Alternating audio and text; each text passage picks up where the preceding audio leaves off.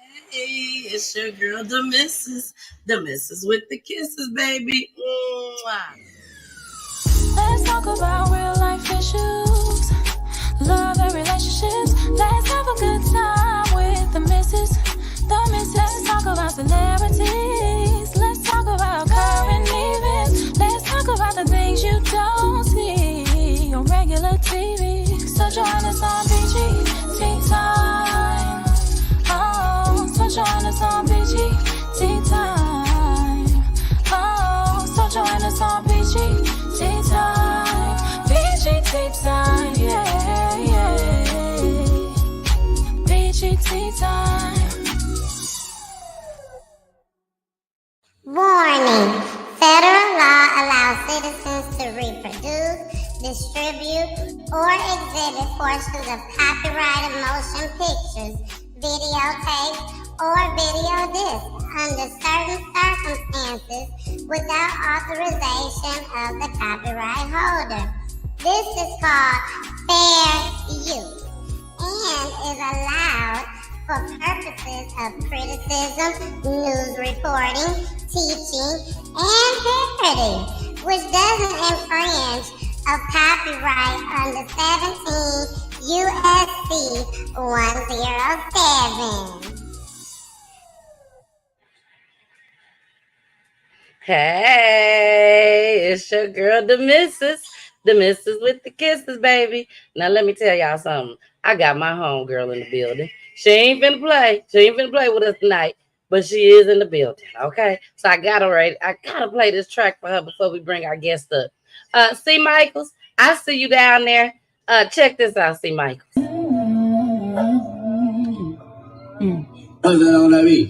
Goddamn, so now a chunky bitch faded. Oh my, look how the time passed lately. I remember when I was promising my baby, it's okay, one day mommy gon' make it. Now I'm learning to pray more and complain less. I'm superwoman to my son, that's on my chest. First generation millionaire out of my nest. Sleep when I die, had enough rest. I ain't rich yet, but I'm about to be. I spend my mama money every week. My sister getting married, bride to be. Only wedding I'll be singing ever free. Why promoters always want a fucking discount? That's why I hardly ever do a show in my town. They don't support you till you hide on other nigga grounds. My price is set, that bitch ain't never coming down. So stop asking, bitch, I'm past it. Now my groupies be getting nasty, sending me pics and flicks without asking. Better be lucky I be praying and fasting, cause the old me would've did a nigga savage.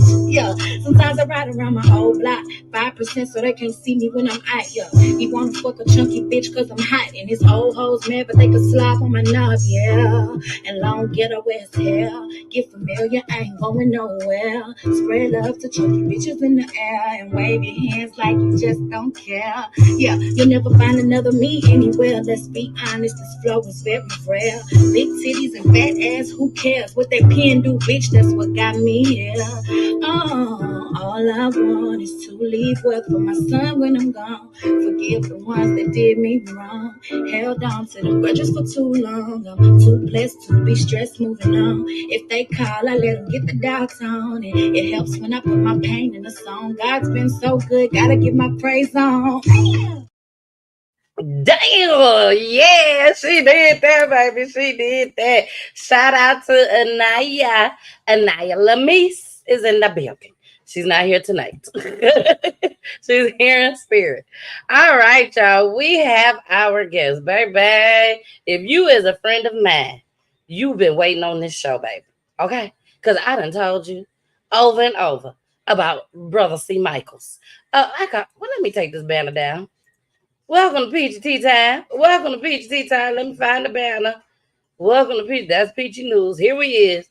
Welcome to Peachy Tea Time, baby. Welcome to Peachy Tea Time. Yes. Now, I've been telling my friends all about our guest that is coming on tonight. Because, baby, let me tell you, he was referred to me. Yes, referred. He was referred to me by Dr. DeQuisha. I'm sorry, Dr. DeQuisha. She referred him to me. She was out on the yacht. She was on the party on the boat, and she seen him, and she said, "You got to go on my friend's show." And I'm like, "Okay." She told me that he was coming, but she didn't give me all the details. She just said that he need to be on my show. And I said, Dr. Quisha, whatever you say, because you the doctor, he can come. And baby, when I talked to him and he told me everything, why he coming on PGT time, baby, I almost hit the floor. I almost hit the floor. I said, oh, yes, you got to come on with my family, my friends. Hey, Carmen, how are you, boo? I miss you. I miss you so much, Carmen. You have came back on a great show because I know Carmen been having so much going on, y'all. And everybody that watch PGT Time, y'all know Carmen be in the building in the comments. So we praying for you, Carmen, and we love you. We love you so much. But baby, you made it on time. That's all I'm gonna say. You made it on time. You made it on time. Well, y'all, we are going to go ahead and bring up our guest, Mr. C. Michaels. Okay, Mr. C. Michaels, he is here in the flesh, and here we go. Hey! Brother Michaels, what's going on? What is going on with you tonight, baby? Thank you so much for joining. I really appreciate it. But please let everybody know that why are you here. Now you ain't gonna go into details because we're gonna get into all that. But what made you say okay to doing this? I was actually doing a photo shoot for Dr. DeQuisha. And, me and her, I met her and her husband. I met my wife and I on a cruise in February. Mm-hmm. And, if you know the husband, he's very, forthcoming, very informative, and Mr. like to talk. Ellis. He like to talk. He got a real good spirit. And so Yes. they were doing a book signing for her book that she had released. Few people were there, whatever. So what I said, then I was talking to him. I said, me and my wife, we'll come up there around 1 o'clock, get a little rest. We'll come up there and check y'all out, show some support. And so that's what we did. We went up there, bought a book, and I had my cameras. I do like a lot of video and film work. And so I Mm-hmm. said, I'd shoot a quick video for y'all or whatever. So then when I got home, I edited it real quick, sent it to him. And then that's kind of how we kind of built the relationship. And then so he stayed in touch with me about some other projects. And then he asked me, could I do a photo shoot for the wife? So I said, absolutely, Okay. whatever. So then we were trying to figure out locations. And then they showed me the house. So we could do it right there. So I pulled up to the house, a big, beautiful house. And did the photo shoot right there. And in the midst of that, we got to talking. And I kind of told him a little bit of my story. And she's like, I got a friend that can, you might be good for the podcast. So I was like, maybe, I don't really like to really get too much into the story too much. I got to kind of like really be in the, the right headspace to really tell the story. But I feel like she was good people. And I feel like since she was referring you, you know what I mean, that it would be a good thing with us. And then when I got to talking to you, I said, let's do it. So let's do it, man, Y'all, when I tell y'all, me and C. Michaels, we talked for at least an hour and a half. At least an hour and a half. First conversation. And when I tell you, y'all lucky tonight. Okay? Y'all lucky. And the reason why I say y'all lucky, because C. Michael said there's no way possible that I would have given you this much information. you know, he felt very comfortable with me. I felt very comfortable with him. His story really touched my heart. It really did. So for him to agree to come on to PGT Time, share his story with you all just as well, it means a lot. And I'm truly honored. See, Michaels, I really am. We decided we're gonna be friends afterwards. Absolutely, We're gonna absolutely. be friends. We're gonna have connections. Um, he will also, let me make sure I make this clear too. He also will be at the event. He will be at the event as a guest speaker. When y'all hear his story tonight, you will understand why he's a guest speaker. Okay. But the first annual Stop the Violence Awareness Campaign at Stonecrest Mall, where we will be focusing on domestic violence and gun violence. So he will be in the building. So if you want to meet him in person, make sure you guys come. And hey, I'm sure he'll be more than glad to shake your hand. Okay. He'll be more than glad. All right. So See, Michaels, let's go ahead. Let's dive in. Let's get started. I want to start off first, and I want to go in order. Okay. Mm-hmm. So I want to start with your brothers. Yeah. Then I want to go into your daughter's mother, and then we're gonna go into your son. Okay. Okay, so All we're right. gonna do it in that order. So take us back to the '90s, baby. Take us back to the '90s. Yeah. Tell us how you was in these streets and all that, and as far as put everything in with your brothers. Yeah. Yeah. All right. So first and foremost, my name is Charles Thomas, Charles Michael Thomas. So professionally, I'm known as C. Michaels. I like to fashion myself as a multi-dimensional artist because I am a detailed portrait artist. I am a person who uh, I have a history with writing. I have a history with doing a lot of photography and video and short film. And I also, cook. I did a lot of hairstyles, as far as cutting hair, designing, anything that's artistic. That's what I'm capable of doing. But those talents weren't really realized until I was probably like in my 20s. When I was suffering a lot of hardships or whatever. So definitely come out the streets. I was raised primarily by my mother. My father was around, but he wasn't around. Right? If you kind of understand what that means. Like he was there, but he wasn't there. Other families and stuff like that. But and where were you raised at? I'm from Rochester, New York. Okay. So that's not New York City. That's upstate New York. It's really close to Buffalo. It's a small city, but it's very violent. Okay. Not a lot of opportunities. I mean, you can have opportunities if you're like college educated, but it's not really a lot of opportunities. So it's not a metro city by any stretch of the imagination. There's nothing really going on. You could definitely make a living there if you got your stuff together, but if you're coming up in poverty, the chances are very slim. So we I had kids at a very young age. I was a teenager for like 14 with a son. And it wasn't because anything that my mother did wrong. It just was that I wanted to do the things that I thought was the right thing. It was my father. I saw him do things and be accepted by it. So I see him be abusive to women. I see him have kids in other relationships. I seen him do whatever the hell he wanted to do. You know what I mean? And be accepted by it. My mother let him back. It wasn't because she was weak. It's because she loved him, I guess. You know what I'm saying? So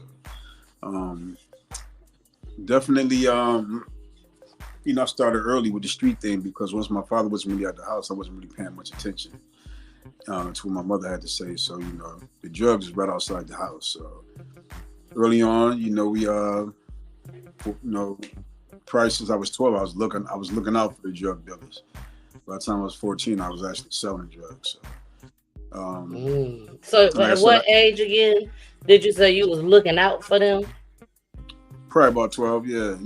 I still had a curfew and all that. I still had to be in the house, but I sneak out and do what I had to do. But by 12, I was like looking out for the drug dealers, being a lookout man. And by the time I was 13 or 14, I was actually in the drug houses. So, wow. And my brothers pretty much followed suit. You know what I mean? And but I had a controlling influence that was right in the house, which is my uncle. His name is Earl, but he's more like my brother. It's my mom's baby brother, but we're really close in age. We're like 2 or 3 years apart. And so anything that he did, I wanted to do, because the first real tragedy in our lives was his mother, which is my grandmother, my mom's mother. My mother was 22 years old and my grandmother was murdered. My grandmother was probably about 41, 42 when she died. And she had 6 kids, and then my mother took on the responsibility to raise the others. Unfortunately, the other ones, they were kind of like teenagers. They was going through their own struggles with the loss, and they rebelled and they went in their own directions. But my Uncle Earl, he stayed and she kept him. And so we grew up in a household, even though it was her brother, he was more like my brother because we grew up together. And that was the very first time I had somebody in the household that was older than me.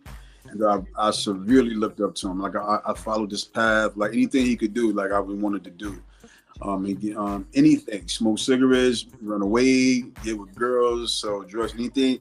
He had a very large impact on my life. You know what I mean? So, I mean, it sounds negative, but it was a brother thing. Yeah. To this day, we're extremely tight because we've been through a lot. My losses are his losses. He's probably one of my best male friend that I have in my life right now today. His struggle is just as deep, maybe even a little bit more severe, because he's lost, so he's lost some things, you know what I mean? So, yeah, so it started very early for myself and my brothers. So, I mean, I'm not sure if that answered the question, but yeah. No, you good. So, who was the oldest brother? I don't want to say who's the oldest brother. Who was the first brother that was murdered? The gun violence. The first brother was my brother Gerard. He was 19 years old. And this is Gerard, correct? Yeah, he's the third of us. So I'm the oldest. My brother Corey, then my brother Gerard, my brother Armel, which his real name is Quentin, my sister Tamika, and then I got a baby sister Shayla. So okay. So Gerard, you guys, this is the first brother that was murdered. And on here it says that he was murdered on October 26th, 1993. Yes. How was you guys' relationship, you and him, before this occurred? Yeah, we were the tightest out of all the brothers, he and I. You know what I mean? Like, so my brother, me and my brother Corey, we're a year and 9 days apart. Me and Gerard, we're like 2.5 years apart. But we were the absolute closest, he and I. So, we hung together every single day. We pretty much did everything together. Yeah, very close. What's one of the fondest memories of Gerard that you can remember? Because this happened a long time ago, you guys. Yeah, We're talking 93. Yeah, 1993. He died when he was 19 years old. He would be what's that? 31. He would be 50, probably. Yeah. Just us, just growing up together, man. Grabbing little pieces and making a bike, or flipping on mattresses, or doing just little mischievous things like that. When I look at it now, and the age I am today, I realize we didn't really have that much time. Just that when it happened, we had a lifetime together because I was only 21. You know what I mean? So up to that point, we had a lifetime together. But being that it's been 31 years, we didn't really have that much time together. So exactly. So we did have a lot of very fond memories, but we grew up in poverty. Like we ain't growing up today where Black people are more affluent and a lot more opportunities, and minimum wage you can even make a decent living off of minimum wage. So those times it was definitely it wasn't like that at all. So, but the fondest memories obviously when we were kids, and that was a very, very long time ago. So okay. Now Gerard, he was in the streets just Absolutely. as well. Absolutely, yes. What were some of the things he was doing? Down over here at PGT Town, we go down deep, because we're here to bring awareness. Yeah, so what was some of the things he was doing? I'm with the shit now. I mean, if I'm gonna tell it, I'm gonna tell it. If I'm gonna tell it, I'm gonna tell it. No shame, now. No, we was in the street, we sold drugs, robbed, do whatever we had to do to make it. You know what I mean? We played all sides of the fence. It's just he was out there and he did what he needed to do to survive. Unfortunately, when he got killed, though, it was over something that he actually didn't do. You know what I mean? So, but it's really hard to say this, but street people would know the term when you have to kind of charge it to the game. It's just that when you just so emotionally distraught, it's hard to use that term. It's actually kind of disrespectful to people who don't know, but to people who know, certain things you have to charge it. You know what I mean? And you have to say, you play this game, and it's a lot that come with it. So for me being an OG now, I can say to a young guy, you playing this game, you know what come with that. A 21-year-old, which I was at the time, they're not going to be able to process that. So, So that's what led to his demise, and it was very. I mean, it shook me to the core because we thought we was the toughest thing ever. Like we was heavy into gangster rap, NWA at that time, and Couldn't tell us nothing. We thought we were the most untouchable guys that walked the streets. We talked tough. We did things that was considered tough. We tried to bully things, and we controlled the areas that we were in. But you know, there's always somebody that'll push the button on you. You know what I mean? And I hope y'all hearing this. And my little brother was the very first, and it shook me. It broke me. Like, I just can't even really describe the feeling. You know what I mean? Like, it was the very first time that I had lost friends, you know, but that ain't something that I have to deal with. You know, their family have to put them away. Their family has to deal with talking to the officers. Their family has to deal with making the funeral arrangements. I never had to do that. So when that happened in my family, and I'm right there in the middle of the conversations of a funeral arrangement, we can even go before that. We can go to the night that he actually died. And I was just with him 15 minutes earlier. He just left the house. We were all playing cards. And somebody come knocking on the door. We thinking it's the police because we were selling drugs. And he banging on the door. And we getting ready to flush all the drugs. Hold on, let's stop right there. Y'all had your own spot? Yeah. Or y'all was living with your mom? Nope. We had our own drug house. I started with my mother since I was 16. Yeah, so. Okay. So he made that very clear to us. His own drug house. Yeah, it was a drug. Okay. Well, that's where I come from. We were selling drugs. Exactly. And, so you had your own drug house. Y'all was selling drugs. Y'all heard a knock on the door. You thought it was the police. So y'all started flushing. My brother had left to go get something. Checked on his car. He had a car. Excuse me, a little bucket that he was driving. And he went around the corner to get it. Somebody was going to check it out for him. It was in the evening. It was nighttime. Mm-hmm. But he was only gone for like 15 minutes. Somebody come banging on the door, and we thought it was the cops because it was banging on hard. And you know, this is a drug house. You know, the noise can rattle you. Mm-hmm. And but then right before we flushed the drugs, I said, "Well, wait a minute. If it's the cops, they'd kick the door in already." So I opened the door and it was my cousin, and he was like, "Yo, Gerard just got shot." So I'm just like, "What?" And right behind him was my mother. She was like, "Yo," I'm like, "How? This is so fast, 15, 20 minutes. She was just here playing cards. How did that happen?" And she's here. But that's what it was. So then I'm like, "Well, what happened?" So we just like, he at the hospital, he on the way to the hospital. So we zoomed there, whatever, and they told us his chances of making it slim to none. So what happened to him? Well, he was over there fixing his car. Somebody ran down on him, accused him of robbing them because he would rob some things. I know for a fact that he didn't do it because he was in jail. You know what I'm saying? Okay. And I had just bailed him out. He was like $250. I bailed him out of jail. He had some situation going on with his baby mother. I bailed him out of jail. He wasn't out for a whole 24 hours before he got killed. So I know that he had nothing to do with that. And I know the situation was led to that. It's other people involved. I don't even mention their name because that's just a long time ago. I know the real reason who it was intended for. Like I said, I'm not going to mention their name. I'm not going to get into all that. What I'm saying is it hit him because they thought he did it because he was known for that. And so while he was over there getting his car fixed, he was waiting, and the guys seen him. The girl, it was a woman that was in the house that lived in the front of the house that knew the people that got robbed and told them that he was over there.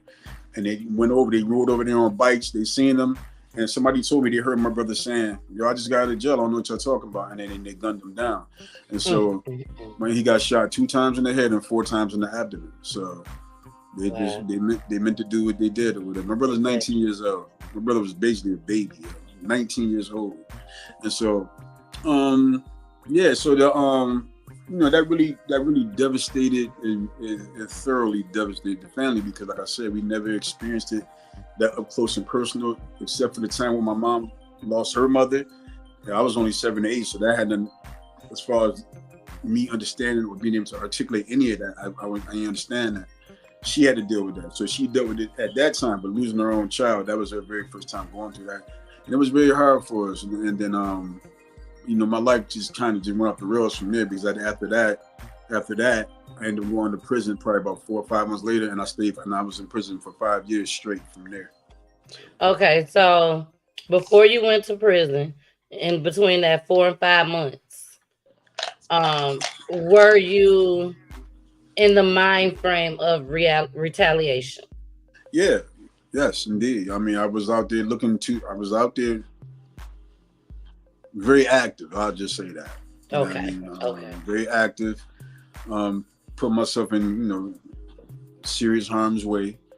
Hmm. Um, Making it difficult for the family because these people didn't play around either. Like, you can find the toughest guys. Going to always be somebody that's willing to match that, or even be greater than that. So all these guys out here that's losing, that's gangsters or think they somebody. They lost somebody, and Exactly. they lost it in a brutal way, and nobody cared about them when they did that. So you Hmm. know, yeah, I was active. I put myself in a lot of risk, and I didn't really have any regard for anybody else.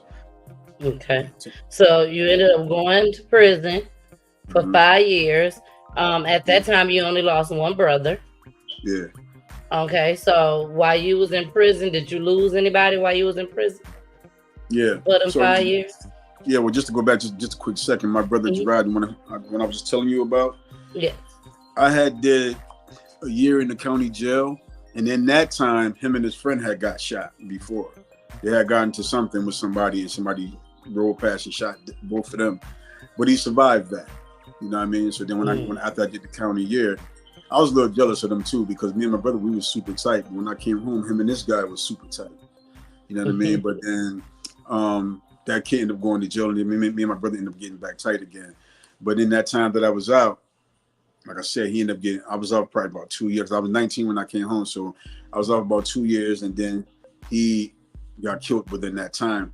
And so then I go to prison for 5 years because I got for drug charges, and um, which was actually my second time going to prison, to be honest with you.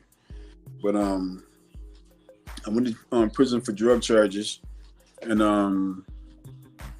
in that time in 1997, my other brother got killed. Yeah, my other brother got killed. While you was in there. Yeah, Okay, and which one was that? Now at this time, you guys, Gerard, Gerard, he's gone. He's already deceased. Now the second brother has hmm died. And which one was yes, that? my brother Corey. Corey. This is Corey. Yes. Okay. And Corey died, got murdered while hmm you was locked up. hmm Tell us what happened with him. Because the Yeah, game kept going, right? The game kept going. Did nothing cease. yeah. Nothing stopped, but he didn't get killed. It wasn't a drug situation that happened. It was a family friend that did it. Um, so now, mind you, Corey had got shot a time before he actually got killed. So he had a situation where he was in a restaurant and somebody came in there and shot him in the neck, but he survived that. And he was fine. He was good. And then there was a situation that a family friend who was very close to the family. Um, he They got into it over something really small, something really trivial. And this guy, he was very close to me to the point where when my first brother died, we were all together receiving the news at the same time. We were all in the house playing cards. Hmm. And this guy, he was there with us every step of the way. He was, because it was just Hmm. like three of us. There was six of us. It was me and my two brothers, and it was my other three friends, and he was one of those friends. Okay. And so when my first brother passed, they were there. They cried. They consoled. They know we went through that. They went through this struggle with us because they lost too, because we were all friends. You know what I'm Exactly. saying? And so, but then him and my brother got into a serious argument at a party. And my brother, could be pretty aggressive, to be honest. But this kid pulled out a gun and shot my brother in the chest, and my brother died. Wow. And I was in prison at the time, and I had called home. I had called a friend of mine. At this time, the prison calls were ridiculously high. Like this new system they got now is really cheap and affordable, and Uh-huh. it allowed people who are in prison to maintain constructive relationships with their families because they can actually call and the calls are cheap. When you have the Yeah. calls that are super expensive, it is very hard to keep a family connection because it's hard to talk to people. The phone bills are too high. Yeah. So they can't, but that in the 90s, it was as soon as you get accepted, the call accepted, it start off probably $5, and then every minute it costs. Yeah. So I had a friend of mine, this female friend of mine. She was like, "Well, you can call me once a week. You know, these phone bills are high." You know, my mother and them, I had already tapped those phones out, and I had just talked to this girl probably about 3 days prior, and so I said, "I'm gonna call her, see what's up, man." And I called her, and she said, "You know, you're supposed to call me in next week." I was like, "Yeah, I just need you to call my mother for me." I don't know. I just have some type of feeling. I'm not saying that I felt like something was wrong. I just needed to talk to my mother. Because you need to talk to her, yeah. And so she said, "All right, well, let me call." So she called and the line was busy. Now back then, you gonna have the operator tap into the line. I remember that. I got in trouble for that. Right. Because that's a charge. That's a Yes. charge. So I see. We'll call the operator and tell them to interrupt the line. I don't even know what drove me to do this. Like I said, I had no real premonitions. I had nothing that really made me. Well, obviously it was something, but I couldn't really identify what it was. Exactly. And so they tapped into the line. They agreed to hang up, and then when she called back, my sister answered the phone. And I said to my sister, I said, "Well, hey, how you doing? Where my mom at?" So, you know, they get mad when I say that to you. I've always say my mom like it ain't their mom. So they get on me to this day about that. But I was, yeah, where my mom at? She was like, she said, "Chuck, you didn't hear what happened?" They called me Chuck.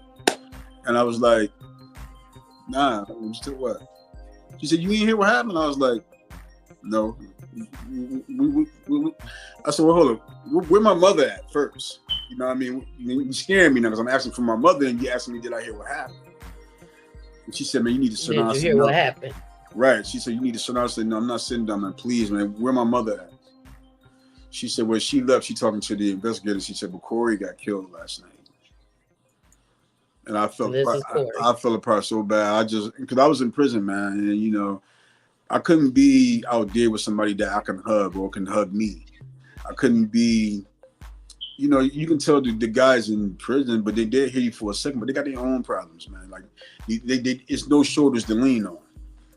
And, how many years were you in there at that time? Well, this is 1997. I was already in there for probably almost 4 years. Okay. Yeah, because I went to jail. I had went in 94. And this happened like December 97, so I was going on 4 years, yeah. And so, I only had 3 years, but with my disciplinary record, it extended to 5. So, Okay. yeah. So, and then after that, the chaplain called me and told me. But usually, what will happen is, if you lose a loved one, the chaplain will call you, and then you go down there, and then they'll tell you. But I just so happened to make an emergency call home, and I got the news that way. You know what I mean? So, yeah. So that was a situation that was really hard, man, because I didn't know how to process it on my own. It was just I was in there by myself. I didn't, you know, like I said, I'm in there with other inmates. That's cool with me. You know what I mean? But you can't pour your problems on other inmates. They're not really. It ain't too much that they could do. And it ain't something that I would be mad at. I would, take out on them because it's not their problems. Like their problems are not mine. You know, it was something I had processed by myself. And in my family, they were home. They was able to console and hug each other and love on each other. But I didn't have that support. It was very difficult to deal with. So, but something did come out of that. You know, my mother, I wanted to give her something. You know, just to tell her how sorry that I am that she was going through this. And I remember that I had seen a magazine, a Jet magazine with Richard Pryor on the cover. Mm-hmm. And I attempted to sketch it and it was horrible. And so they had moved me to a new dorm because I had gotten into a fight prior to my brother passing. And the guy that was my bunkie, he happened to be from my town, which is rare because the people in that state is from New York City that's in prison. You got New York State with 8-9 million people, but you got upstate New York, Rochester is 300,000 people. So the overwhelming majority of state prisons would be New York City.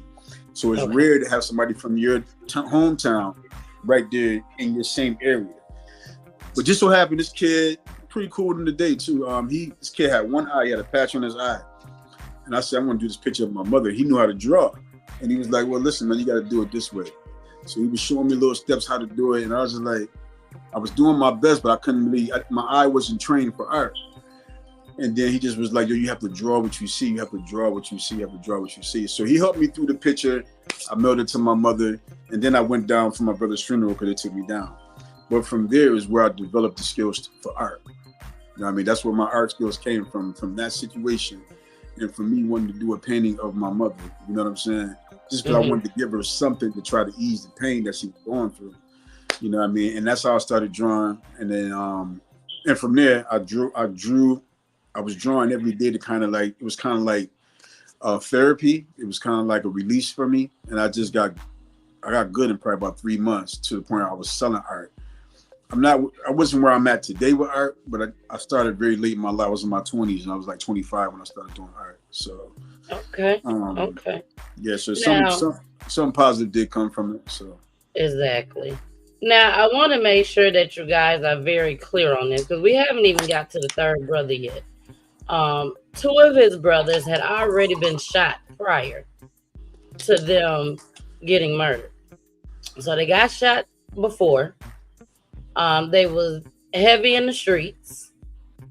And the first brother, Gerard, he was shot fixing on a car that wasn't even meant for him.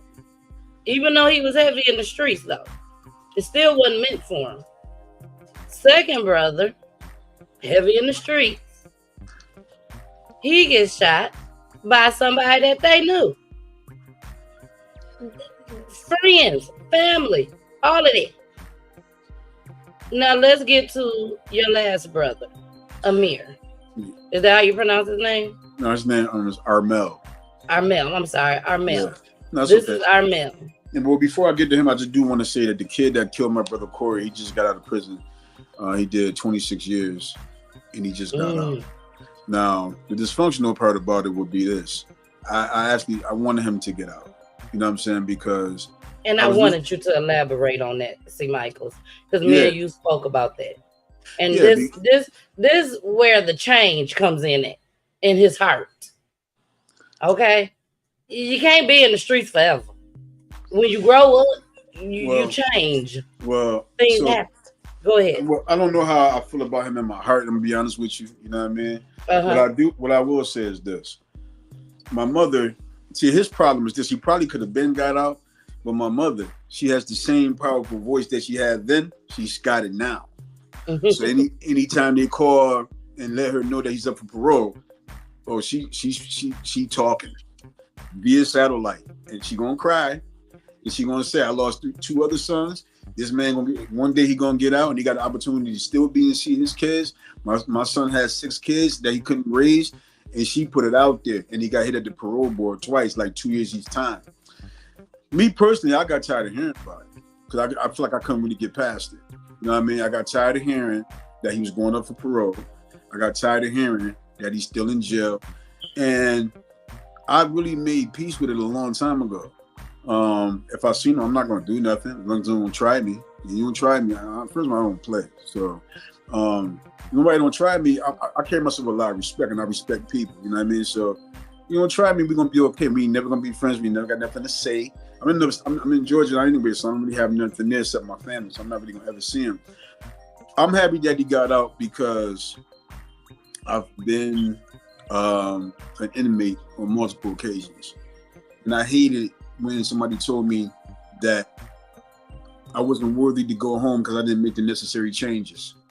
It was ridiculous to me for them to eat. If I did any amount of years, how dare somebody tell me I didn't make any changes? It's not my place to say that. If I lost my brother, man, that hurt it. That man, look, ain't no way I can possibly describe it. I lost a brother in that situation, but I would be a fool and a hypocrite to say that this man ain't learned nothing or made any changes in 26 years. I feel like he did the time. I feel like he fought the system and he lost. And he did 26 years. And he went in when he was 23. He came out He did more time in than he's got out. He's got another 3 years to catch up to the 26 years he's spent. I want him to get out. I want him to get out. I want him to get out and get his life together and get in his kid's life. Because I actually worked with one of his kids, and when I work with kids, and they were really good. She was good people, but she was real good people. You know what I mean? And I had a light conversation with her, let her know, listen here, because it was some chirping going around saying that she was gonna quit the job because I was there, and I pulled her to the side and said, listen, I'll quit before you quit. If that's the case, you don't gotta quit your job, man. Listen, your father knew what he did. Why you think that got something to do with you? You're not even on that type of time. You're not even about that life. Why would that even have anything to do with you? One thing got something to do with you. You look identical to the man. But other than that, I want your daddy to get out. I want him to get on his feet. So don't think that means you got a problem, man. It would never be that. So me and her got cool from that. Not cool to where we can be like that, because we still have the elephant in the room. But when he touched down, I'm not saying I was happy. I just was like, good, I don't gotta hear about this no more.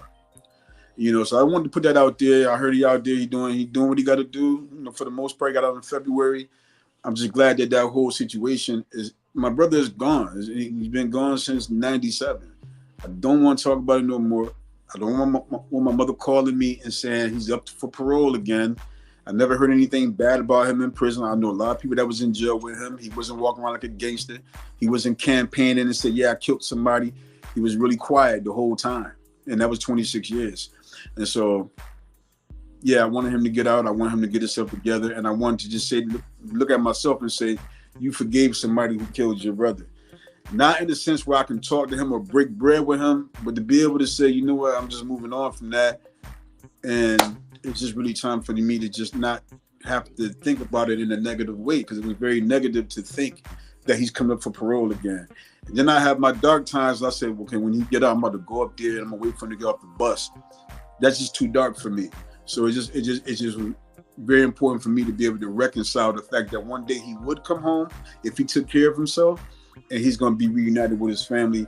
And that's what I just wanted that to be over with. So, but is this another situation, you know, like you said, as far as with Gerard, is this another situation, C. Michaels, where you can say charge it to the game?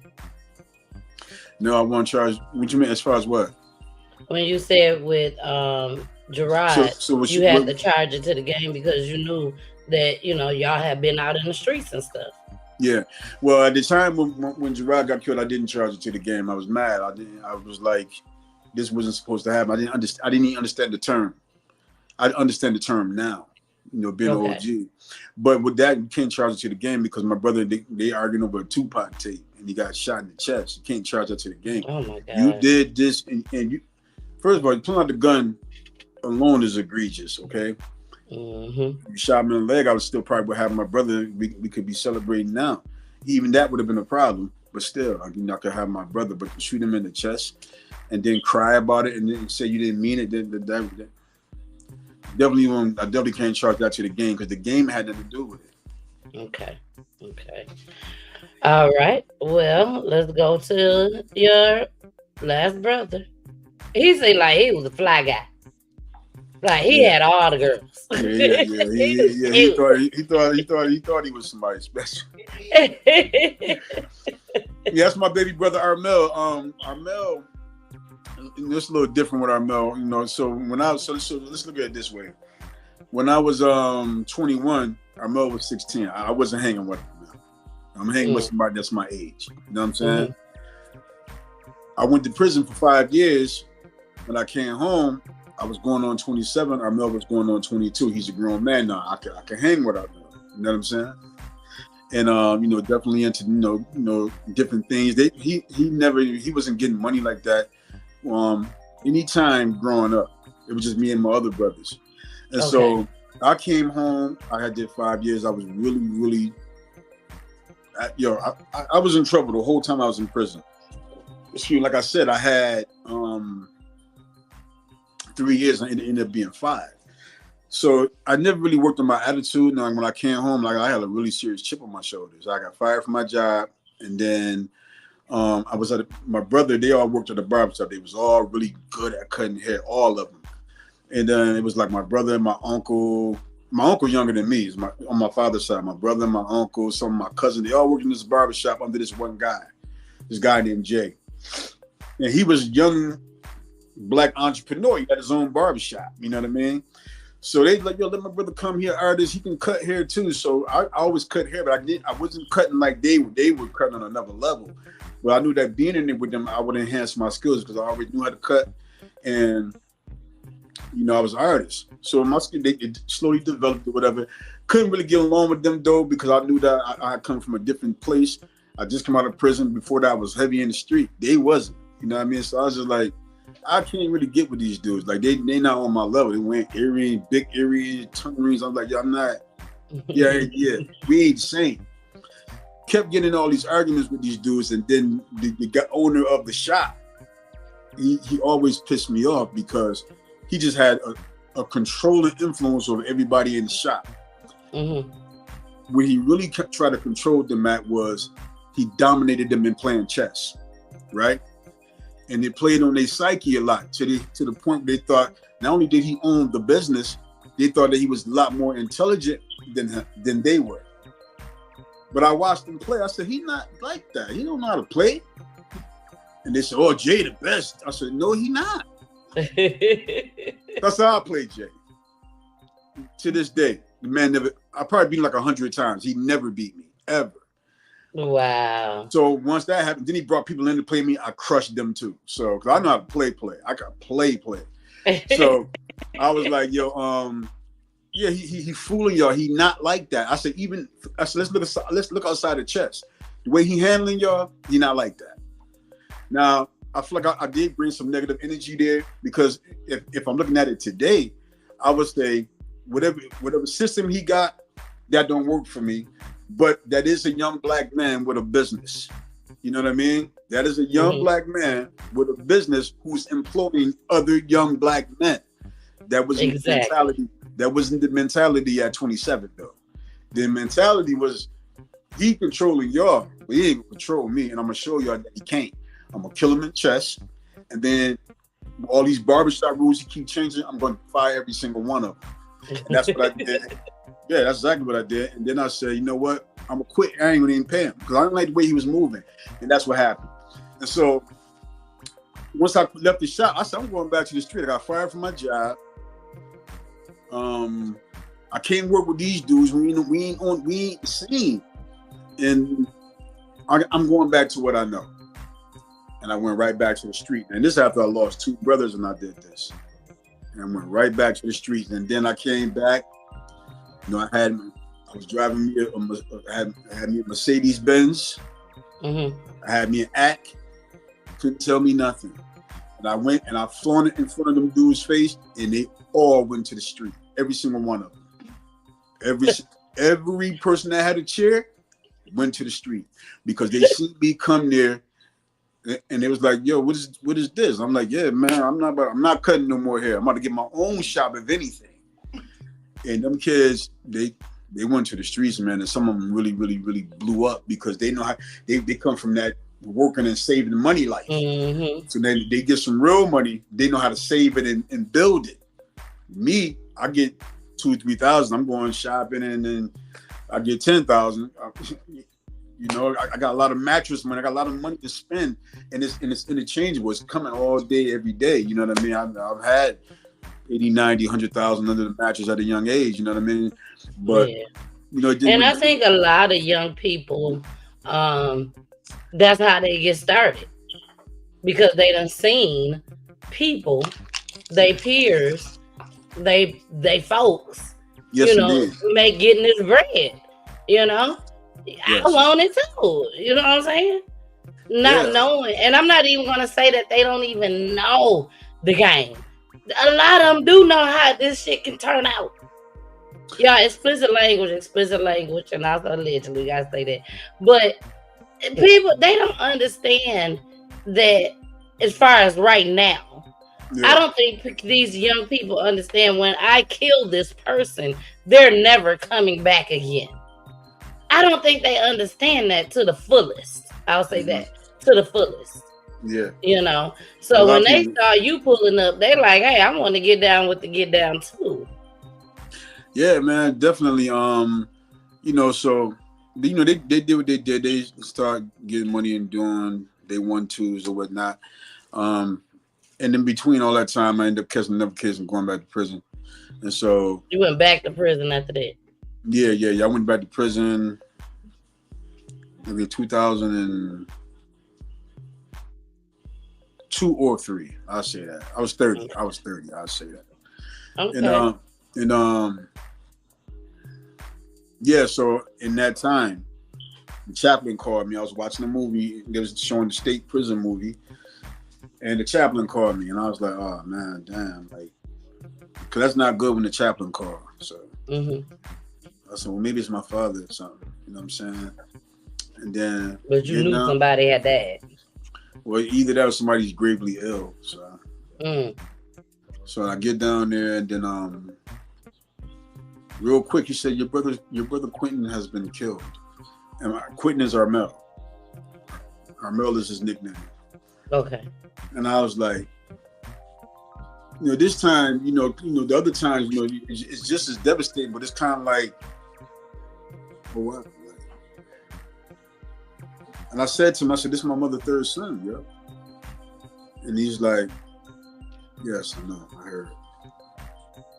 And then, I called home and I said to my mother, I was crying, of course, but I said, Mom, I'm so sorry for you. Like, I'm really sorry that. How many kids your mama had? 6. 6 kids. So it's me and my 2 sisters right now. Wow. Yeah. So she lost all her boys except for you. Yeah, she almost lost me twice. I've been shot twice. So. Yeah, you've been shot twice. So all her boys could have been gone. Yeah, and even have anything like this happened to your sisters? No, I do have a sister on my father's side who passed away in a car accident, but it was nothing like this. So. Okay. But my uncle, the one I said is like my brother, he's been shot twice as well. So Just all the men. Yeah, listen. If you look at it, it's like these are just late night. These are different late night phone calls that my mother received. You know what I mean? And it's probably 10 or more. That's 10 or more times that she received those late night calls. Wow. Yeah, that's a lot. That's a lot. So 2 calls with me. Both my brothers that got killed the first time, that's 4 calls right there. They both got shot the time before. So that's 6 alone. My brother Armel, that's 7. My uncle Earl, that's 9. And then her mother, that's 10. You know what I mean? So, and then, other people that pass. So these late night phone calls that she get. And where her life was, upended, so to speak, So, but my brother, he was Armel. Armel, his girlfriend called my mother and said he hadn't been home in for a day, but she hadn't heard from him in a day and a half. And he the type of person, he controlled his environment. So he called, check on the girl, the kids, and do this and take this money and go over here. Like, he controlled his environment. So for her to not to hear from him for an entire day, that right there alone was scary. Half a day would be a problem for her. Yeah. And so my mother was like, "What do you mean?" Well, I just dropped him off over there because his car was getting fixed. Well, I'm gonna go over there. So my mom go over there with her boyfriend, and they go to the house and kick the door in because it was a drug house. So they banged on the door, but he didn't answer. So they had called him repeatedly in his phone. He wasn't answering. So my mother made her boyfriend kick the door in. So he kicks the door in, and then they go in there, and he wasn't in there. But just so happened, they looked out the window. See, the house was situated on the corner where it claimed both the streets. Okay.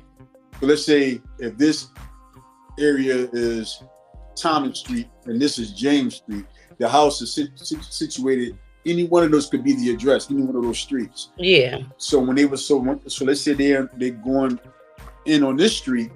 They look at the back window. They're looking at the other street. While they're looking at the other street, they see a lot of police outside. So they go outside to see what was up, and automatically she felt like something was wrong with her child, and she bust through and went back there, and my brother was laying back there. Oh my gosh! He had been back there in the August heat for like a day or more. You know what I mean? And so that house, you know, the way he used to go inside the house, he used to come out that back door, or whatever, and somebody caught him back there and killed him. You know, so even to this day, I don't even know who did it. You know what I mean? He got into I remember earlier on, he had some issues over there to the point where he called me over there. You know, we used to go over there, just make sure he was straight. That's the area that he claimed to be where he wanted to be to get money at. And when I was in prison, I had talked to him. He's like, yeah, he wasn't there no more for a while. And then actually he was in jail for driving without license. You know, you get those multiple times, they give you like a year in jail. And so when I went in, a couple of months later, he got out. Yeah, you know, he had a couple cars, so he just was happy to get back into his cars and start getting money again. And when I had talked to him, last time I talked to him, he said, Seth, don't start it. My dog. And so last time I talked to him, he's like, yeah, man, I got my old area back. And I remember he had issues over that. I said, yo, bro, man, just be careful though, man. Like, come on, man. Like, and he was like, man, I ain't worried about none of these dudes, man. You know, so and then he ended up dying there in that same area, right in back of that house. The area that he said he got back. Yeah. And to this day, you know, it's a bunch of speculation. You know, the streets talk and all that, and then but it's nothing really concrete. Because I've heard different names, and right before I ended up going to prison, I had a lot of really bad drama in the street. Yeah, you know what I mean? Like really bad beef. You know what I mean? And it all stemmed from me getting shot. You know, I got shot in the hip. And I tried to retaliate any chance I could get, and it just spiraled out of control. So people got hurt on both sides, a couple of times. You know what I mean? Yeah. So I thought that it could have stemmed from that, but most of them, I feel like it was likely not, because there's a lot of other things in there, and more names came up that made more sense to me. You know what I mean? Because like I said, he had his own issues over there, and I didn't really have much to do with that over there, and there's nothing I could really do about it at the time. I was in prison. You know what I mean? So. And you was the oldest of your three brothers, correct? Yeah, out of everybody. Oldest out of everybody. Yeah, the oldest out of everybody. Yeah. So now we got your three brothers. Yeah. We've covered that part. I want to go into a clip. Okay, I want to go into this clip. Yeah. After we come back from this clip, we're going to talk about it, and then we're going to go into your son. Okay? All right. We're going to go into your son. After we get done talking about his son, you guys, we're going to go into his daughter's mother. Well, my daughter's mother passed years before my son. So. Before? Oh, okay. Well, let's do it. Let's do her then. All right. Let's do your daughter's mother first, and Okay. then we'll save your son for last. All right, here we go. A driver who hit and killed a woman while running from police is now on the run himself tonight. It happened last night in southeast Houston.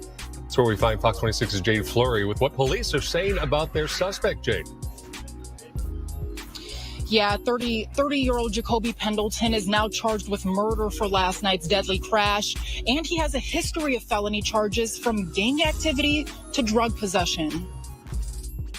68-year-old Sharon Griffin's life cut short Thursday evening after police say she was hit and killed by a known felon. She didn't deserve that, and I was just talking to her, and then like 60 seconds later I saw her take her last breath. It started with a police chase near the I-610 South Loop and 288. A neighbor says she was standing in the apartment parking lot when she witnessed a car speeding, ending in a deadly crash. The car was almost airborne because it was going so fast over this hump. It hit this dumpster that was right here. The lady was standing right here, and the dumpster hit her. She says she ran inside scared for her life. The suspect's vehicle almost crashing on her front porch. Oh my God! Ibanga and her husband say they saw the suspect running from police right outside of their apartment. The guy came running out, ran upstairs and jumped down. The man behind the wheel running from police, 30-year-old Jacoby Pendleton. Court documents show Pendleton was arrested just last week for possession of cocaine, aggravated assault, and engaging in criminal activity. For reasons beyond my comprehension, he gets taken in the PC probable cause court, and a magistrate gives him a PR bond on the felon in possession charge, and out he goes. Neighbors now sending their condolences to Sharon Griffin's family during this hard time. Obviously, he was already wanted for other violent crimes, but this lady lost her life for nothing, and I really hope they find him. Griffin's family describes her as a hardworking, generous, and outspoken woman. Houston police are asking anybody with information on the incident to reach out to them or Crime Stoppers. All right, you guys. I wanted to play that because here you go. I wanted to play that, C. Michaels, because one of the issues that we talk about here on PGT Time is how people get in trouble, but they insist on letting them out. Now, I'm happy that you out. Okay? You ain't did nothing like, you ain't killed nobody or nothing like that we are aware of. You don't know nobody. But at the same time, he laughing at me. But at the same time, they are letting these people go into jail and they letting them right back out. And they are doing criminal, like, bad things. Even people that done murdered somebody, they is letting them right back out. What's your intake on that? Well,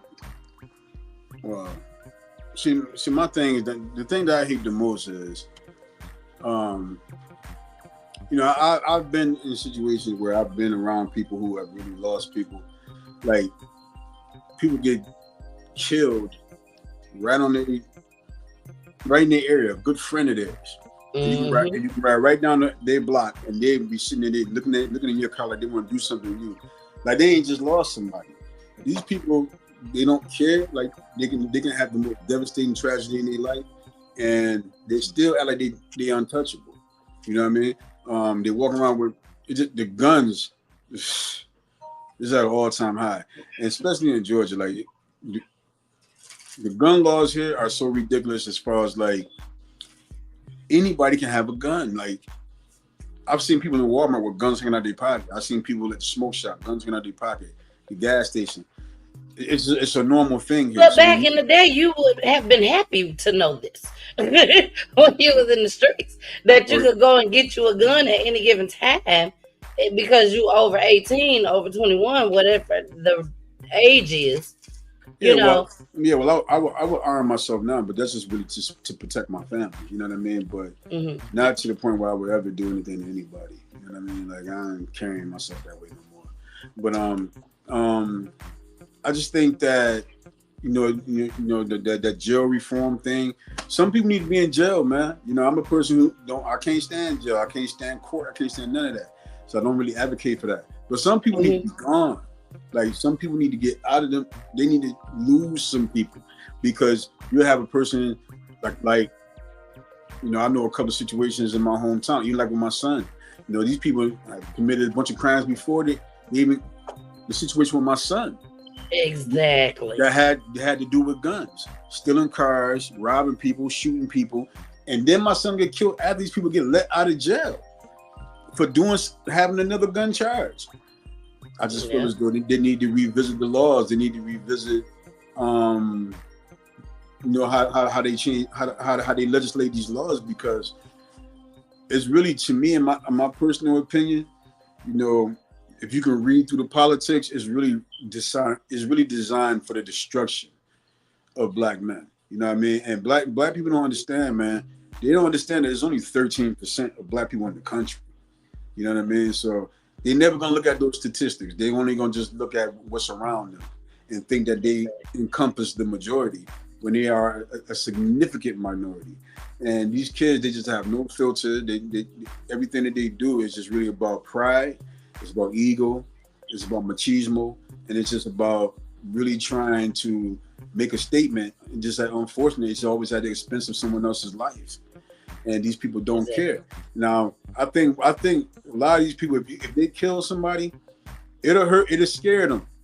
The first couple of months they don't want to be around, they want to kind of just be low because they're scared that their life can be gone.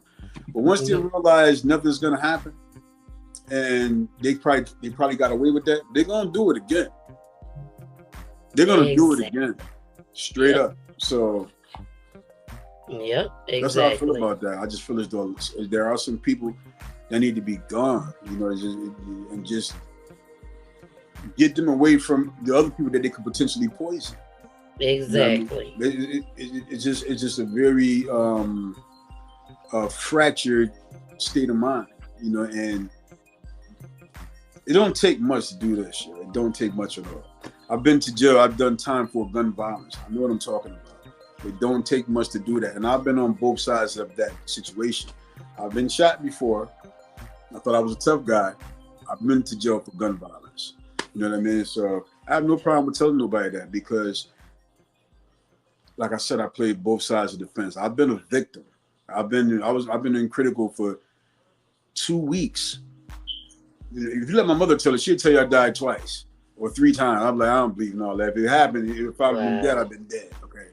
But you know, mama's got their embellished stories. They're gonna tell it another way. They're gonna tell it the old Negro spirit. They're gonna tell it their way.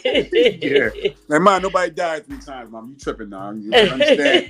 This how I stopped breathing once, but 3 times stop it. But now, you know, I've been on both sides of the weapon. You know what I mean? Yeah. I would never glorify it or brag about it. You know what I mean? Exactly. And my wife, she like, yo, I don't want to hear, you know.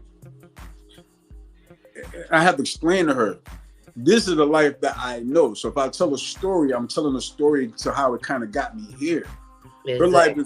Her life is different. She a boss. Like, now I'm not saying it because everybody want to call themselves bosses. No.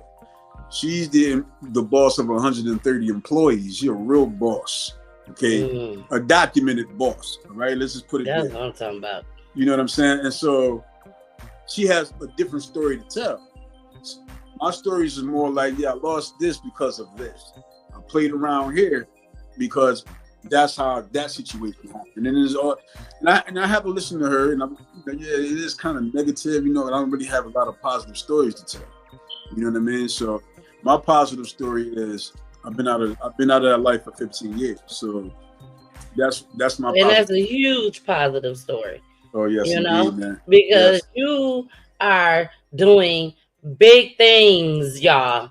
Let me show y'all just a little bit. Let me show y'all just a little bit. This is his art. Yes, indeed. This is what he do out here in these streets. Yeah, that's you beautiful girl. We don't know who you is, but you beautiful girl. Shout out to you. Like, you are really out here. You are a person that has been through so much that you didn't have no choice at this point, C. Michaels, but to throw your hands up and say, God, I'm done. I'm done. You know what I'm saying? You'd been through so much. But I'm going to show you a picture. And I want you to tell me the very first thing that comes to your mind when I show you this picture. Okay? The very, very first thing. Here we go. Yeah, man. That's my the very first thing that comes to my mind is just heartbreak. I'm broken still, you know. And there's so much to unpack with that situation right there.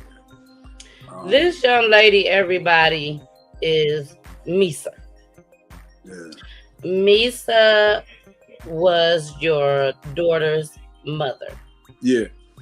And Misa was absolutely gorgeous. Just beautiful. He sent me plenty of pictures of her. And you guys are going to see some of the pictures during the tribute. But she was absolutely beautiful. And it just breaks my heart at the age of 45. I'm 45 years old.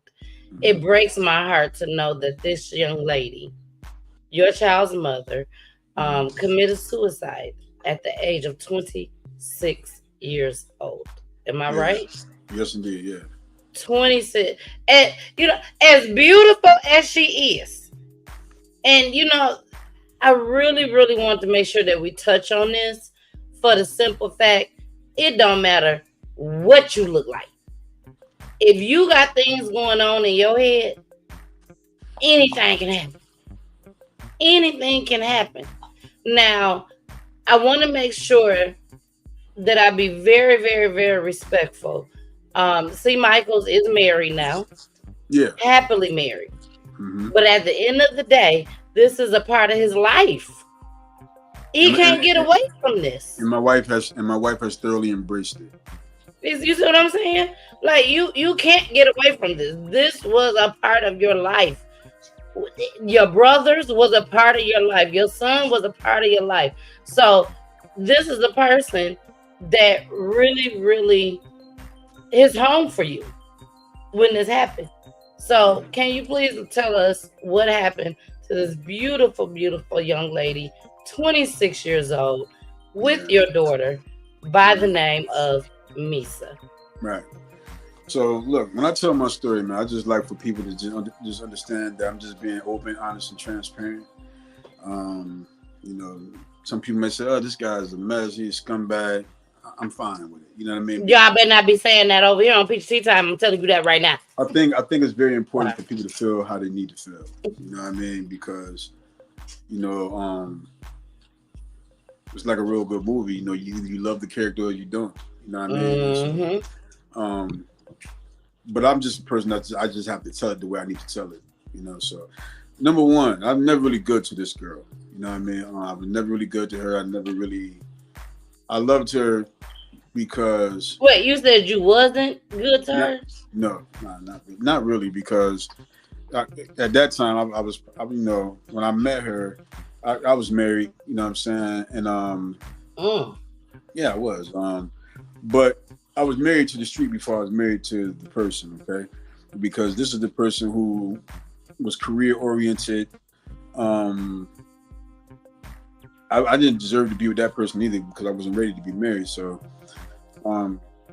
she didn't want nobody that was in the street. She didn't want a person, a husband that was coming home selling drugs. You know what I mean? Because she had friends. They were all career oriented, well to do, and these people would see me on the block. And so she was like, "Yo, I don't want you out there like that. I don't want you in the street." And she in the house, she in the bed, 9 o'clock with the bonnet on. I'm like, "Yo, I gotta go out here and get some money. I ain't ready to go to bed. I got to get out here and get this money." Misa is the type of person, she from the street too. So, we hooked once we hooked up, it was more like she was about the life that I was about. I'll say that. So she was about the life I was about. She was with it. She was, she wanted to do whatever I wanted her to do. She wanted to please me. She was ride or die. Yo, that would be an understatement. Like she was ride or die to the core. And so but was Misa? Let me put her picture back up. Was Misa like somebody that you was really, really into? People have kids by somebody just be having kids. But this was somebody that you was really digging, you was really into her, and she was ride or die for you? Well, no, Misa was somebody that I was really into. Because I know you was married. You just made that clear. You was married. Yeah, but was you still into her?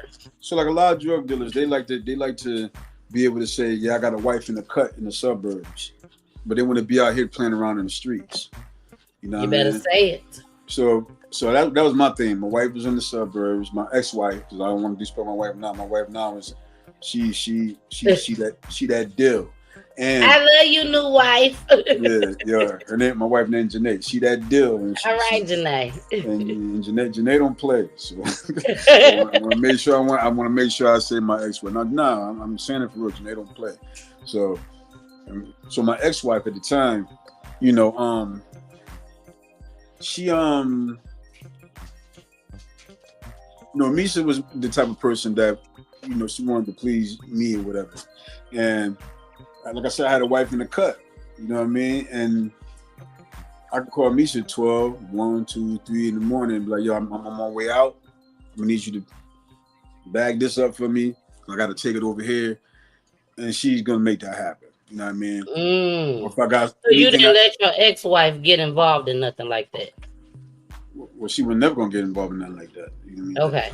This is the one I'm just trying to make it clear for everybody that's out there watching. Yeah, you know what I'm saying? Because I know how the game goes. But I'm just trying to make it clear to them. My ex-wife was a woman that owned her own house when she was 26. So she been had her head in the direction that she wanted to go. You know, okay. I got a 23-year-old son with her. You know what I mean? So okay. And it's not that, and I want to make this clear because Misa's not here right now. We're not saying anything negative about Misa at all. It is what it is. No, the only negative thing that will come from that will be my manipulation of the entire situation. Okay. You know what I mean? So this had nothing really to do with Misa. She just was in love with somebody that had.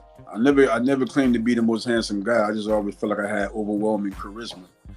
You know what I mean? And I know how to put words together, and I know how to spend money, and I know how to have a controlling influence over somebody who's not mentally strong as I am. You know what I mean? And so with you got somebody on there. That's Shayla Brown. That's my little sister. Hey Shayla, thank you for coming. Now Shayla, I'm gonna need you to subscribe and keep watching PGT Time. Sorry, Michaels, I gotta get the plug in. Yeah. My sister Shayla, I got 2 kids older than her. You got 2 kids older than Shayla? Yeah. And she's your sister? Yeah, it's my mom's youngest baby. Yeah. Now I know the answer to this. I know. Now, I told y'all my friend was here, so I keep looking over here.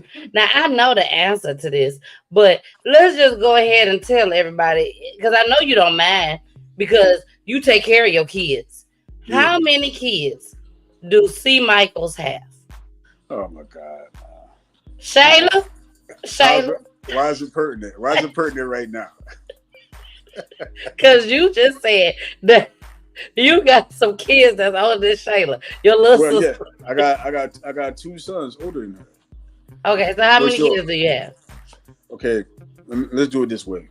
Ask me that question in 10 minutes. Okay, in 10 minutes, I'm going to ask him how many kids he has. Did you catch the hint? I know the answer. Ask me in 10. In 10 minutes. I have 10 kids, yeah, for sure. I didn't catch it at first. Listen.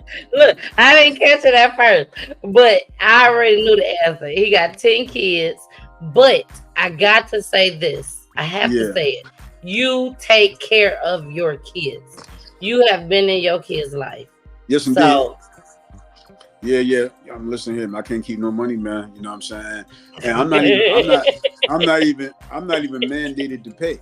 You know, I'm not even mandated by the system. I just make sure that I pay because. So out of 10 kids, none of the mothers put child support on you. Yes, they have. You know what I'm saying? But that has kind of like dissipated in another way. But I do have. I had an order to pay for my kids that's in North Carolina, but we kind of dissolved it because, you know, we had an agreement going on. So I'm not mandated to pay if I just make sure that I pay. You know what I mean? Okay. Because these kids belong to me, and then it really bothers me to go buy myself something. I know that they may need something, so you know, I just make sure that my household is straight. Carmen said, "Hello." Carmen said, "I was getting ready to start my timer for 10 minutes." Carmen, you so funny. For 10 minutes. Yeah. Nah, but I got 10 kids though. You know, I got my youngest is 8 years old. He'll be here this weekend. I'm going to go down. Him and my daughter. I got a 16-year-old daughter and a 7-year-old son near North Carolina. So they'll be down here hanging out with us for a couple of weeks or whatever. But I just make sure that I just like to make sure I send my kids something, man, because it would just be totally unfair that I'm out here doing what I want to do, but I'm not making sure that they get what they get. Now, can you give a shout out to your 10 kids right quick? Shout out to everybody. You know, obviously I lost my one son, you know, but yes. But I have kids that's grown, so I ain't got to pay nothing for them. You know what I mean? But I do have small ones that that I'm responsible for. And man, they call and call and call and call. I'm like, yo, man, your daddy on the set, right? I'm on a movie set right now. I'm writing the story. I got to go do this photography. I'm cooking this food, but they want to talk, man. They demand that time. I had my daughter, one of my twin daughters, called me today, and she was upset because I was just home in the beginning of April, and she was upset that we didn't really get a little bit more time. So she was having a tough day in school. So I had to talk to her for about 10, 15 minutes to kind of calm her down or whatever. But I have 5 daughters and 5 sons. You know what I mean? 5 daughters and 5 sons. And I'm gonna be honest with you, man. If I was rich, I'd have more. I promise you. You know okay. Well, what I love about it is, before we get back to the story, what I love about it is, I could see something a piece of me in every one of them, and if you ever wanted to be the center of attention, just put yourself in a bunch of kids that's yours, and you're gonna be the champ. You're gonna be the champ. My kids love them some me. My kids love them some me. I'm in their life. I talk to them regularly.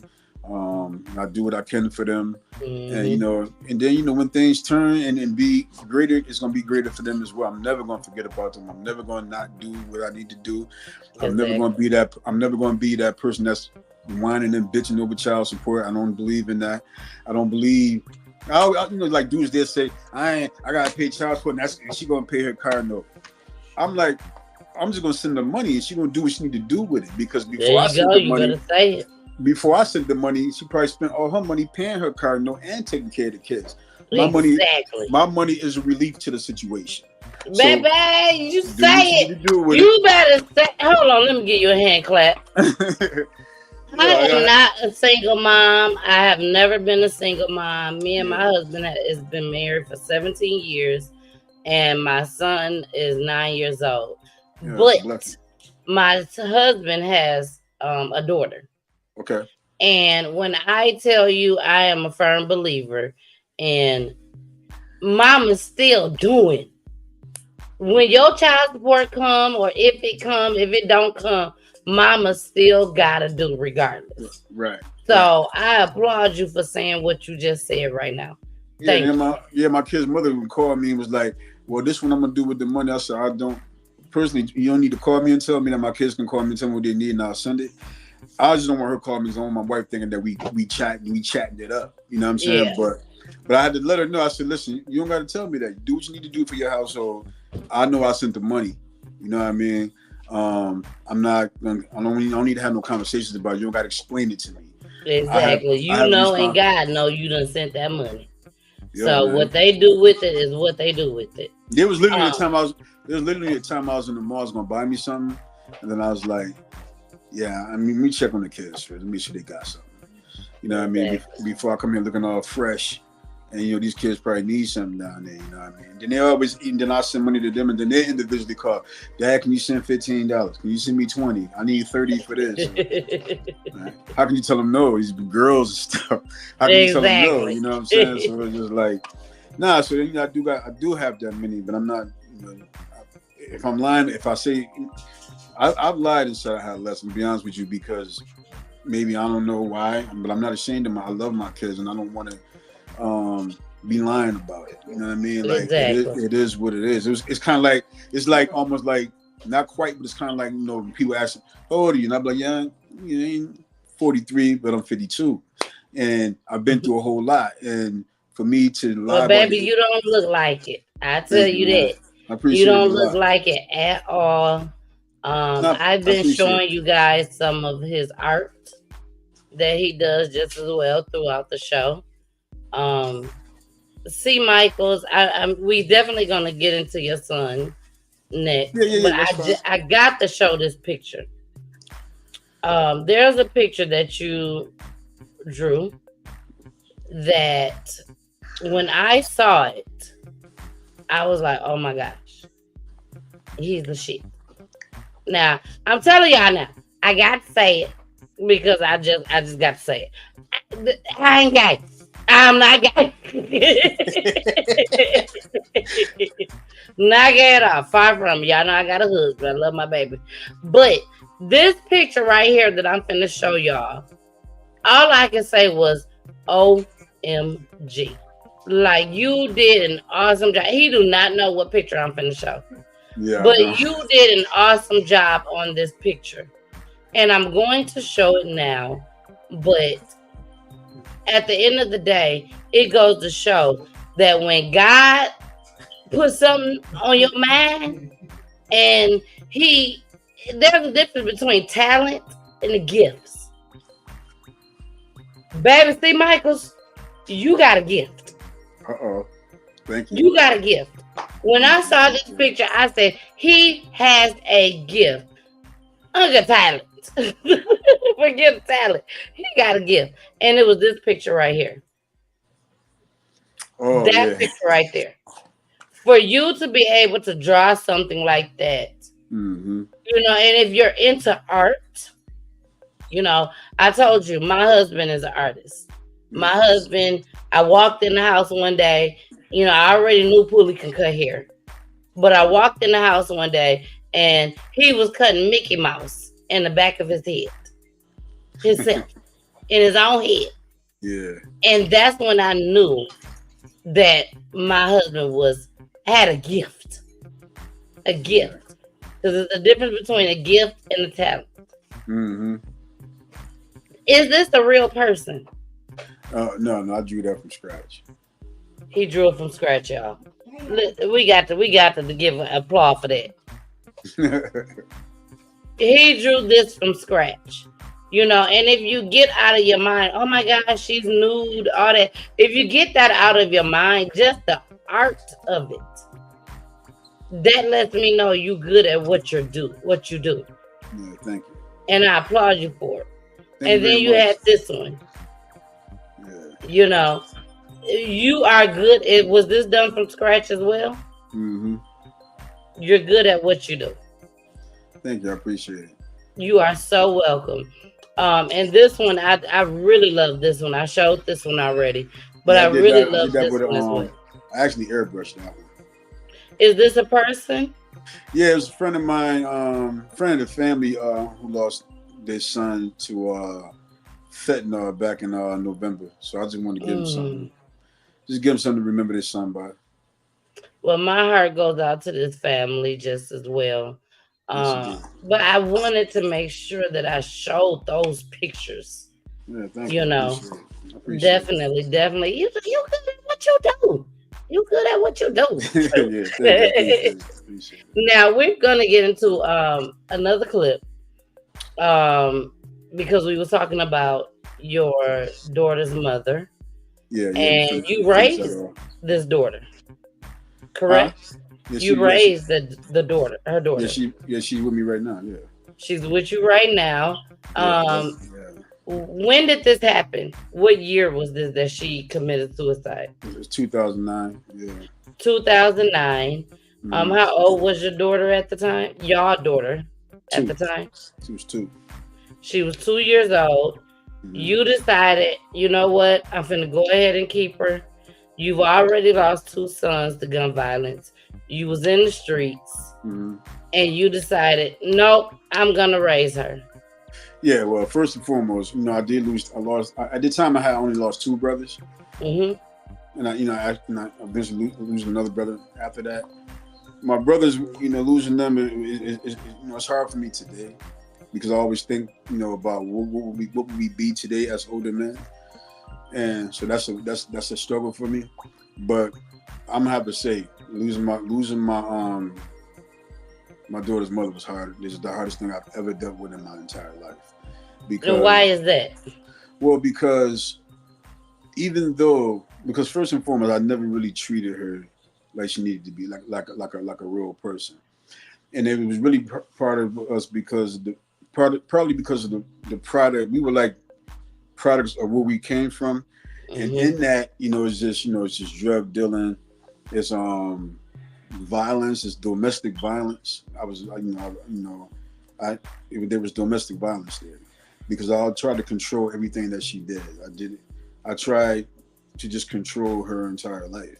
You know what I mean? Because I could, because she allowed me to. And she went against her entire family for me, you know what I mean? And just for me to just go home to somebody else.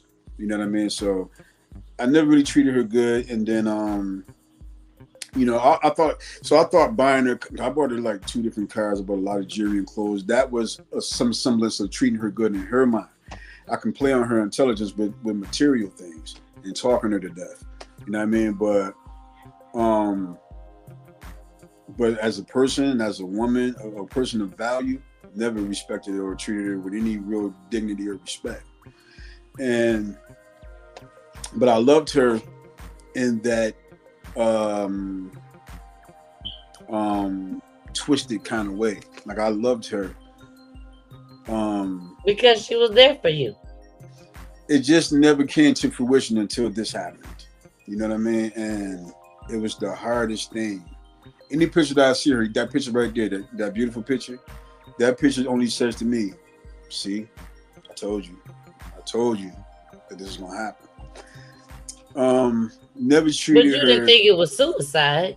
Well, no, it was suicide. That's what it was. No, but I said you didn't think that it would be suicide.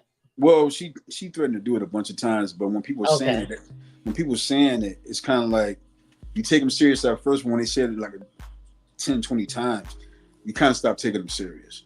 And when she actually did it, there was no conversation about suicide. We were actually not together anymore, and I had kind of like, you know, I had gone to jail for a couple of months, and I came home and she was dealing with somebody else, and I was like, yeah, I'm not messing with you no more. So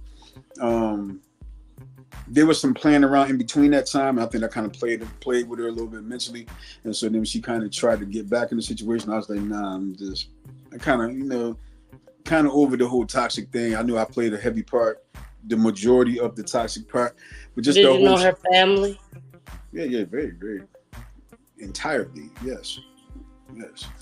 They couldn't do nothing with me. Like I was way too aggressive. Like nothing that they could do, nothing. You know what I mean? So I controlled that entire narrative or whatever. Her son at the time, I met them. He was 3. He was like 24, not 25 now.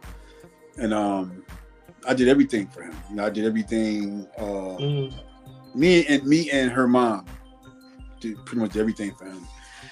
You know, but it was just me, just moneying my way through everything and controlling the narrative with that. It's easy to do that when people look forward to that when they don't have their own money. You know what I mean? So yeah, I controlled it that way. I controlled it through my aggression, through my anger.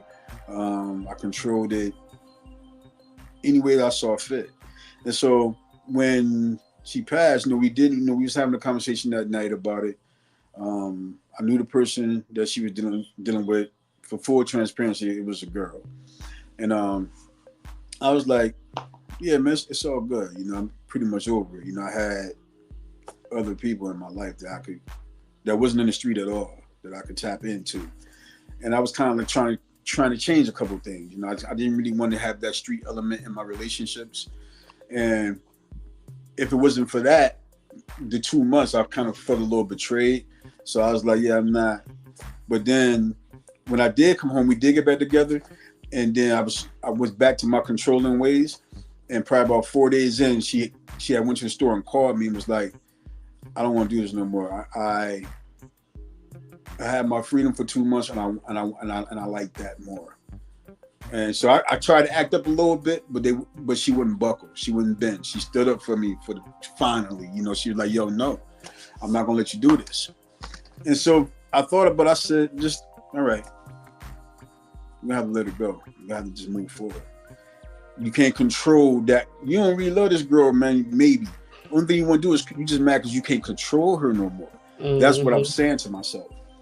And I thought about that. I said that, yeah, okay, yeah.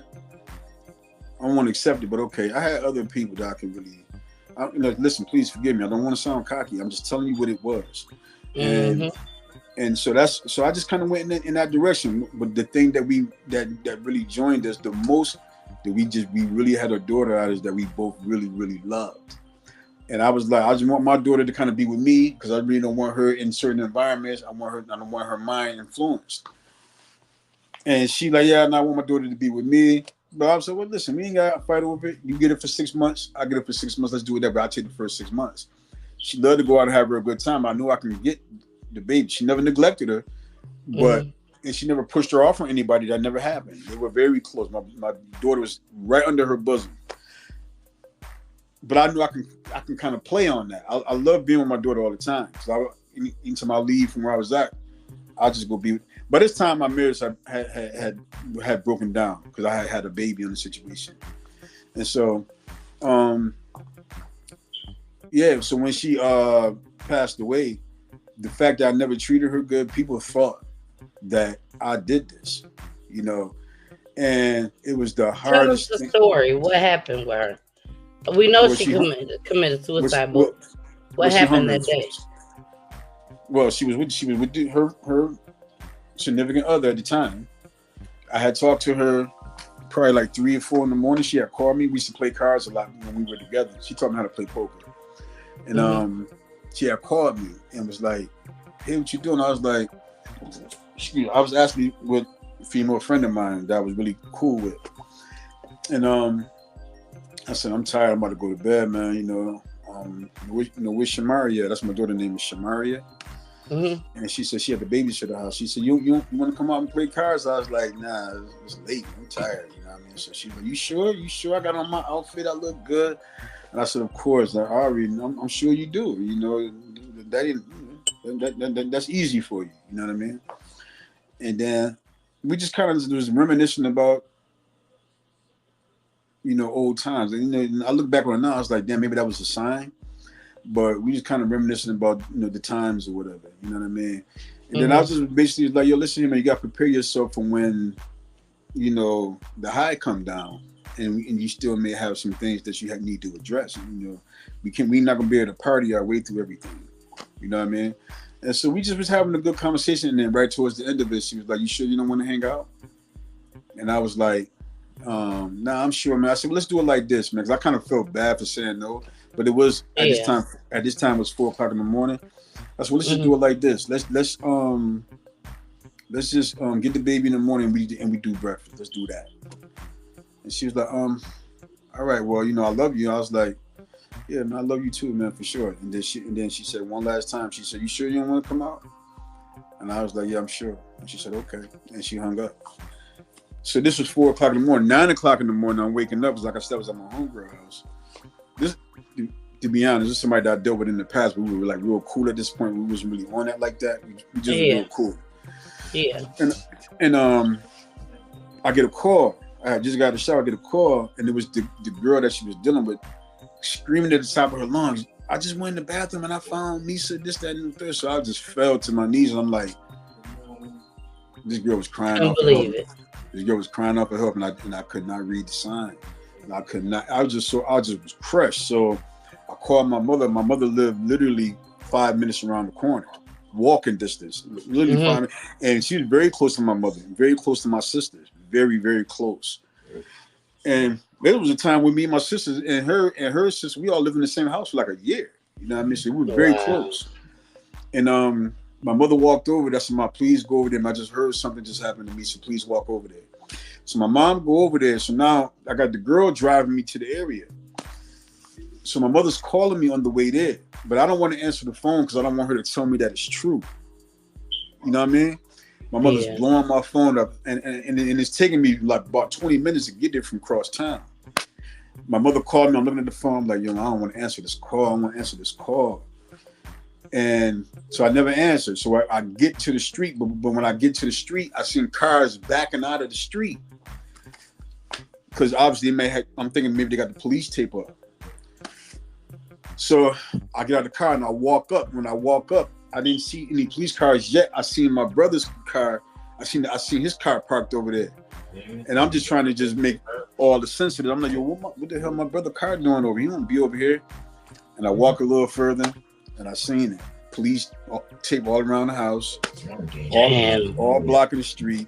Mad police car, and I just ran through the tape, fell crying. I'm talking about it's the 3-year-old cry. It's that kind of cry. Wow. And I'm just wailing. Now the family, the mother and the daughter, they looking at me like real suspect. You know what I'm saying? Like Like I did some MacGyver stuff. Like I just, came there, climbed through the window, fixed her up, did this, climbed back out the window, and then played it off. Some old weird. This is how they looking at me. Yeah. So my mom there, my dad is there. You know what I'm saying? And now there's people calling people, and they're calling people. There's about 150 people out there. She's still in the house. And so even the people that didn't like her, they out there crying because they heard she in the house dead. The police come to me and say the investigator want to talk to you, and so they need you to sit in the car for a minute. My mom, I'm calling my lawyer. I said, don't say that loud. We don't gotta do that. It's gonna make people think that we into something. You know what I mean? So let's just chill. But after a while, I'm sitting in the car. It's 45 minutes. I can literally see people on the phone. Yeah, girl, he about to go to jail. They just arrested him for it. Like it's making me look bad out here. And these are a lot of people that know that I was a straight thug out there, and they know I never treated her correctly. And so I'm not really concerned with that because I'm really just broken by what's going on in the house. Exactly. And her uncle had ended up coming to like the car window and standing by the car, and he called her dad in Florida, like, yeah, this N-word, yeah, he in the car now, he ain't going nowhere. I'm like, yeah, this. Oh my God! So they really thought you did this? Yeah, but I wouldn't worry about him. I'm like, this guy, man, you hurt this man. I'm like thinking about him. I'm just like tunnel vision to the situation. Like this man, he knew. Listen, I don't want to fashion myself like a tough guy, but at that time I was a tough guy. Like he didn't want to play with me. Like definitely that. It just was. They were hurt by their niece, and I'm stuck on what's in the house, and I know my baby mother's. Did they think you killed her, or did they know it was suicide, but it was because of you? That let me say this. When somebody that's a staple in your life and they die under circumstances that's kind of open and shut, they tend to sensationalize it because they don't want to accept that. They want it to be more to the story. Think about it. She killed herself. That's cut and dry. That's over. There's no police. There's nothing to do with it. What it is people tend to sensationalize it because they want it to be more. They want to say, he ain't never treated good. He had to do it. He a gangster in the street. He had to do it. He had to do it. Yeah. Listen here. I never in my life ever was questioned about that. And I'm a person who's been to prison 4 times, okay, for gun violence. And I've been to jail for gun violence before. I never got questioned by that. Why? Because the evidence in the house, what happened to her, supported what they. First of all, man, the professionals are the police and the investigators. They know what to do. Yeah. We can say what we want to say about the police, but they are the professionals. We just the spectators. Say what we want. Say whatever we want. When the professionals get their hands on it, the truth gonna be revealed in any situation. Exactly. Some people get away with they're gonna do their job. But no, so after a while, the police came to the car and said, yo, man, get me out this damn car. I want to be out this car when they bring my baby mother out that damn house. You know what I'm saying? So the investigator came and he sat in the car and he said, do you know the number that she called you from? So I told him that. I'm crying, snot. I'm like 3-year-old crying in the car. I'm crying. Wow. And he talked to me for a minute. He said, can you give us the number? I gave him the number. Do you know that maybe she was on any type of drugs? I was like, no, she liked to drink a little bit, but no hard drugs. And they said, everything in the house supports her suicide, and I'm sorry for your loss. I cried so bad, man. Listen, I'm gonna tell you the best thing they could have. I'm gonna tell you the best thing they did for me, because they could have easily took me downtown and talk to me. They could have drove me away in front of all those people, and those people would have said he went to jail for murder. And then then they'd see me the next day. Then they would have said I got bailed out. They don't know no better. But the best thing they could have did was let me out right there in front of 200 people. And my mother and yo, man. Listen. Wow. It's okay. Excuse me. My mother and my father was right there, and they hugged me, man, and they let me cry, and my cry can be probably heard for 10 blocks. Wow. I cried my behind off. because I knew that there was no way that I can fix the relationship.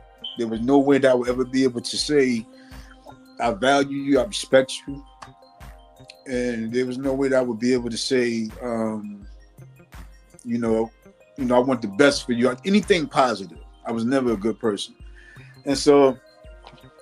Excuse me, man. I told you I'm emotional now. I can let. I know. Usually I'm over here wiping my tears. I can jerk a tear now. This was a lot. I'll let you know that. I'm gonna put that out there real quick. But but just understand that these tears is just, today I'm not hurting. I'm married, and I'm a happy person today. So I just want to just having to rehash this is hard sometimes. But my mother was like, "Well, where the baby at?" I said, "Ma, I can't think about this right now." She said, "Chuck, look, it's important that you get the baby right now. You don't know who's going to do what, who's going to try to take her." I said, "Mom, go." She had this babysitter house here with a number. "Please just leave me alone." So she went and got my baby and brought her to the house. And the first thing my baby said, "Where my mommy at?" And just crushed me. It was brutal, man. It was brutal, And then that day was my last day in the street, because I was like, you know what? I'm not going to allow, as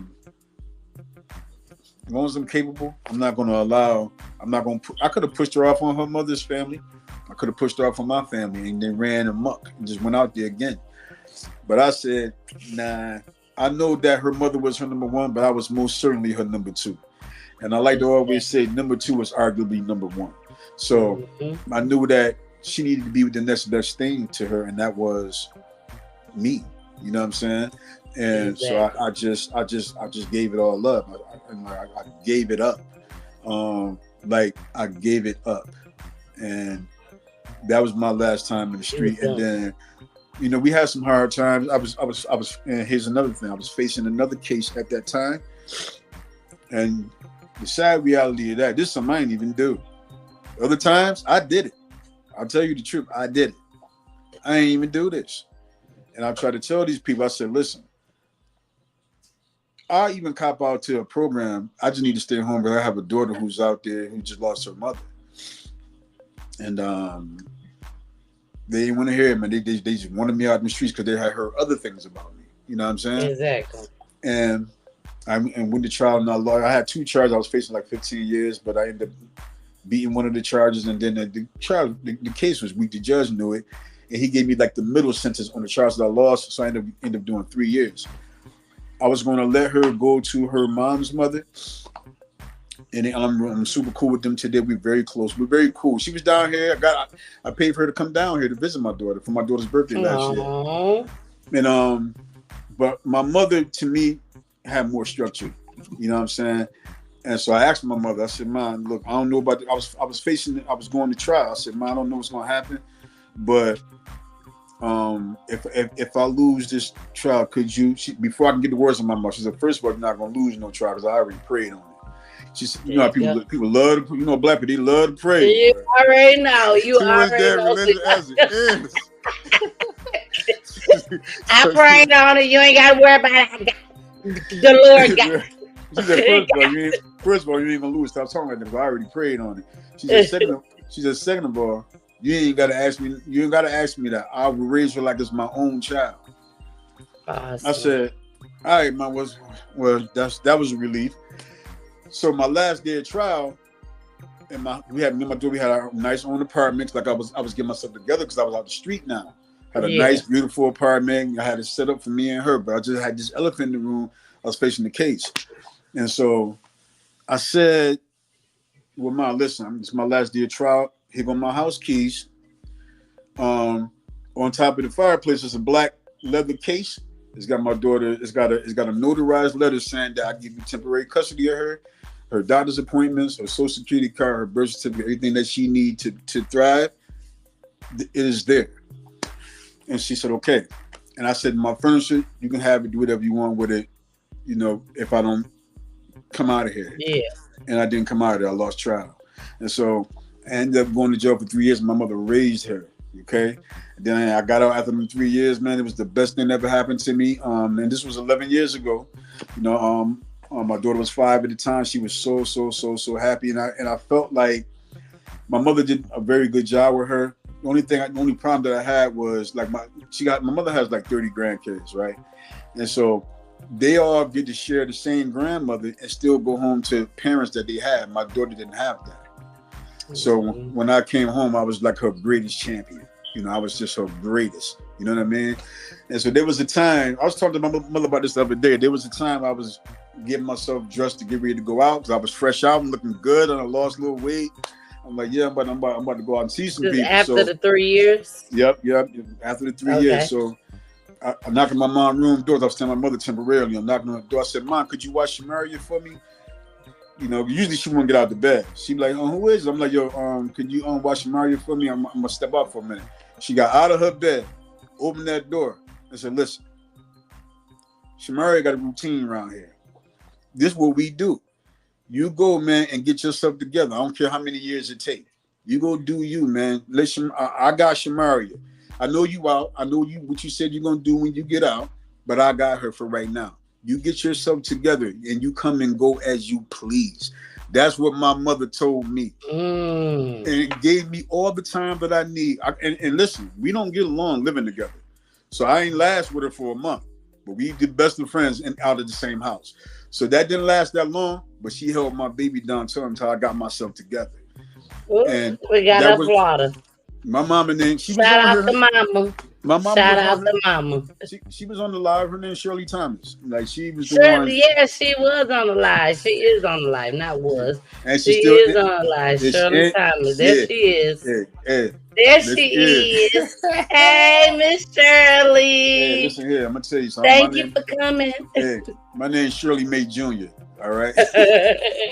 I was Shirley Mae's son, for real. Awesome. But now, so yeah, my mother's like she's a big factor into that situation. She really helped me get over this situation. Listen, every time that I've ever gone to jail, she was the one that I can call. She is the one that would send me stuff, and she's the one who visited. And when everybody turned their back on me, it was never her. My mother had me when she was 15. I never been to no shelter. I never been to no group home. She never sent me off. She never had somebody else raise me because she couldn't. She never done that ever. And she was 15. And after losing, I got to say it. After losing 3 sons to gun violence, she still took in a grandbaby. Yes, indeed. She still was there for you, taking care of your grandbaby. Yes. I mean, taking care of your daughter. And still doing what she's supposed to do as a mother. Now, this shout out to her. Shout out to her. Yeah, big shout out to Shirley Mae. Yes, shout out to her. So she, she's definitely a person that I hands down. She's definitely the person that I gained my strength from because if you can see her. But my mother's a person. She galvanized the troops. Like she bring people together. So she'll have an event. To this day, she'll have an event, and people gonna pull up. Like her brother, Dave, his wife, my aunt Carolyn. I like to call her my aunt. We close in age, but I call her my aunt named Carolyn. They all got a lot of people that pull up, and my mom cook, and she do her thing. She hosts events. She thrives, and she still get herself fly. Get her throw a little weave in her little lashes.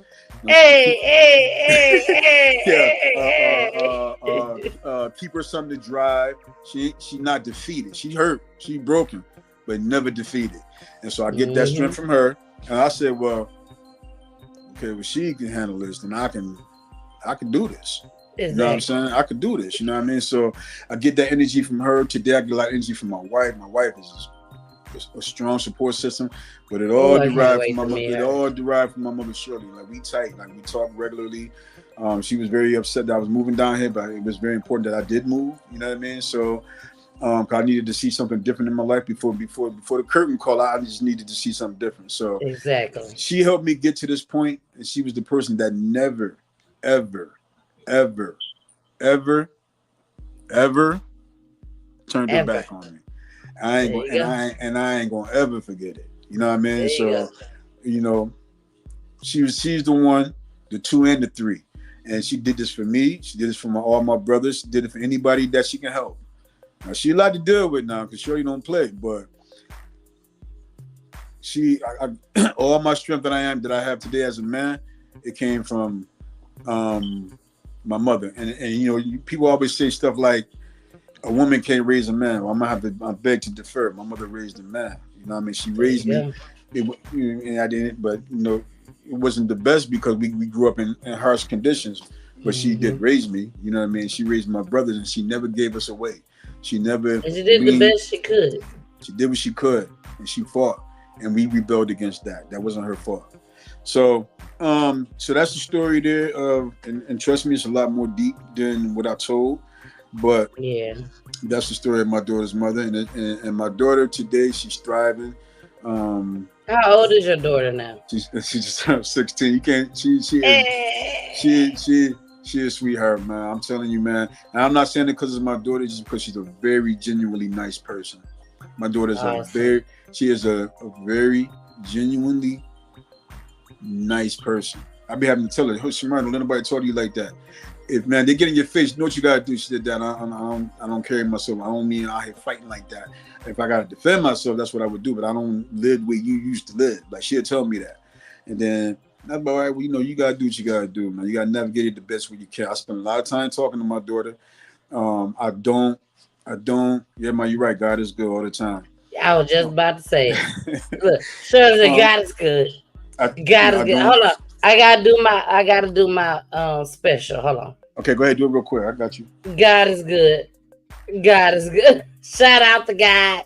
Shout out to God. Shout out to God. Yeah, shout it out. Wait a minute. Hold on. We ain't done. We is not done. Your sister. Best mother ever. Best mother ever. Absolutely. She ain't lying. Hey, she ain't lying when she said what she said. Now, before we go any further, I want to play this other clip. Okay, and then once we finish with this clip, we're going to go ahead and get into your son. Mm-hmm. And then after that, we're going to get into the tribute. So I need you guys to stick around for the tribute, okay?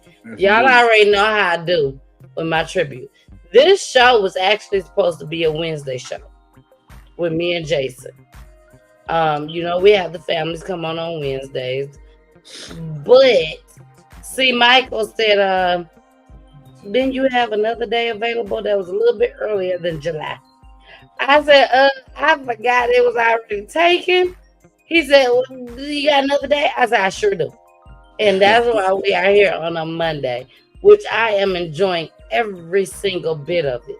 My friend, she had to leave. But see, Michael, she said, well, you know, my name is Tennille. But, you know, the people out there everywhere that's watching call me Miss Peachy and the Missus. But my friend, she was like, Tennille, this is so interesting. She was like, I love this. But she do got to get up in the morning for work and she still had to get home. Definitely. Salute to her, for sure. Yeah, shout out to Audra. Love you, Audra. But she had the headphones on and she was listening to everything that was going on. You know, but I got to play this clip. This goes with your child's mother. This is a suicide clip, but this is opposite. See, okay, see, this is the opposite. This is a young lady that dealt with suicide from her husband. So we're gonna go ahead and get into that. When we come back, we're going to chat a little bit about it, give our little commentary on it, and then we're going to get into your son, and then we're going to get into the tribute, and we'll be at the end of the show. Here we go. Look at suicide, especially among Black men, and the effect it has on family members as well as close friends. Our Rebecca Butcher introduces us to someone who saw her loved one take his own life. We got into an argument one day, I thought it was just a regular argument, and he went outside in the parking lot and got the gun out of the glove box and shot himself. It was horrified moments for Torsha Hudson nearby when her ex-boyfriend took his own life, who she knew from age 12. And he still missed. I still deal with that at times, and I'm an advocate now for the aftermath of suicide. She says the death of well-known TV personality DJ Twitch, who reportedly took his own life, is heartbreaking. And sometimes there are no signs, and that's the toughest part. Sometimes, research tells us that people giving away prized possessions or making comments like I'd be better off not being here and you all would be better off without me. Those are recognizable signs. And then you also have subtle things. Shares mental health therapist Dr. Justin Dodson. Masculinity in the male community doesn't always mean violence. It doesn't always mean being tough or paying the bills. It also can mean being vulnerable and saying, I don't really feel so well today. And I feel like I'm a burden on everybody around me, and allowing people to rally around you and to care for you. Dodson says loss of employment or history of mental illness can be contributing factors to death by suicide. Hudson, a registered nurse who has helped counsel kids who attempted suicide, shares. Understanding mental health really helped me, because you think about, what if I could have done this? What if I could have done that? And that will go on and on and on. But understand that person was struggling with mental health, which was bigger than you. What helps her daily? Just I journal a lot. I pray a lot. I meditate. I don't listen to, I watch what I put in my ears and what I watch, because that plays out in your psyche over time. In Memphis, I'm Rebecca Butcher. I gotta ask this question before you say anything, C. Michaels. I gotta ask this question. And I gotta ask this question because we are 100% over here at PGT Time. Okay? Mm-hmm. And I want your honest opinion. Regardless of who's watching, I want your honest opinion, C. Michaels. Do you feel like her suicide had a lot to do with you and the way you was treating her? Yes, yeah. I most certainly feel. Is that something you struggle with to this day? It's not something that I struggle with today, because today, because I struggled with it for a very, very long time. It's important to make peace with it at some point, because then I won't be able to be who I am for my kids today. So I struggle with it. I struggle with it sometimes, though. I still do. You know what I mean? But not as much as it in the beginning. And for a lot of years after. There was a time when I was in prison, I probably dreamed about her every day for like a year and a half. You know what I mean? And then the dreams would always be something positive that would end negative.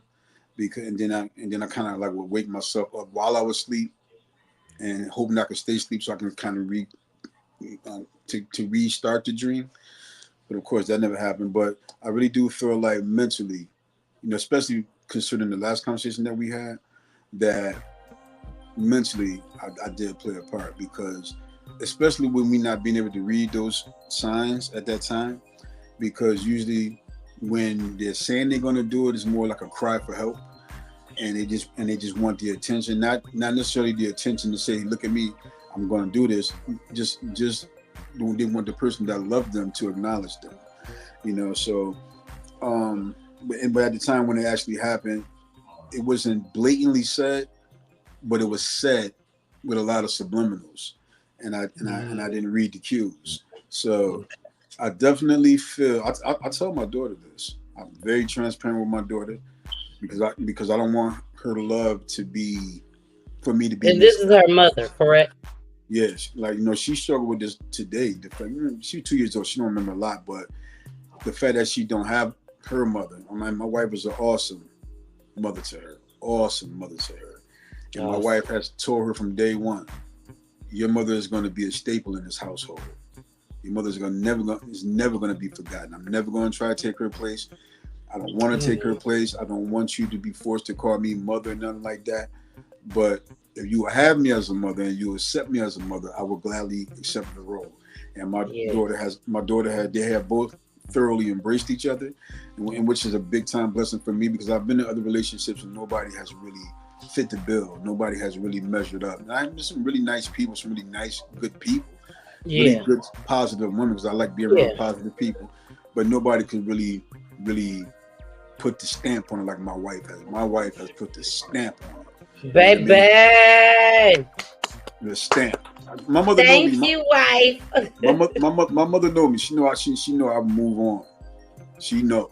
So she know for me to be around and be married and be serious about it, she know that there's something there.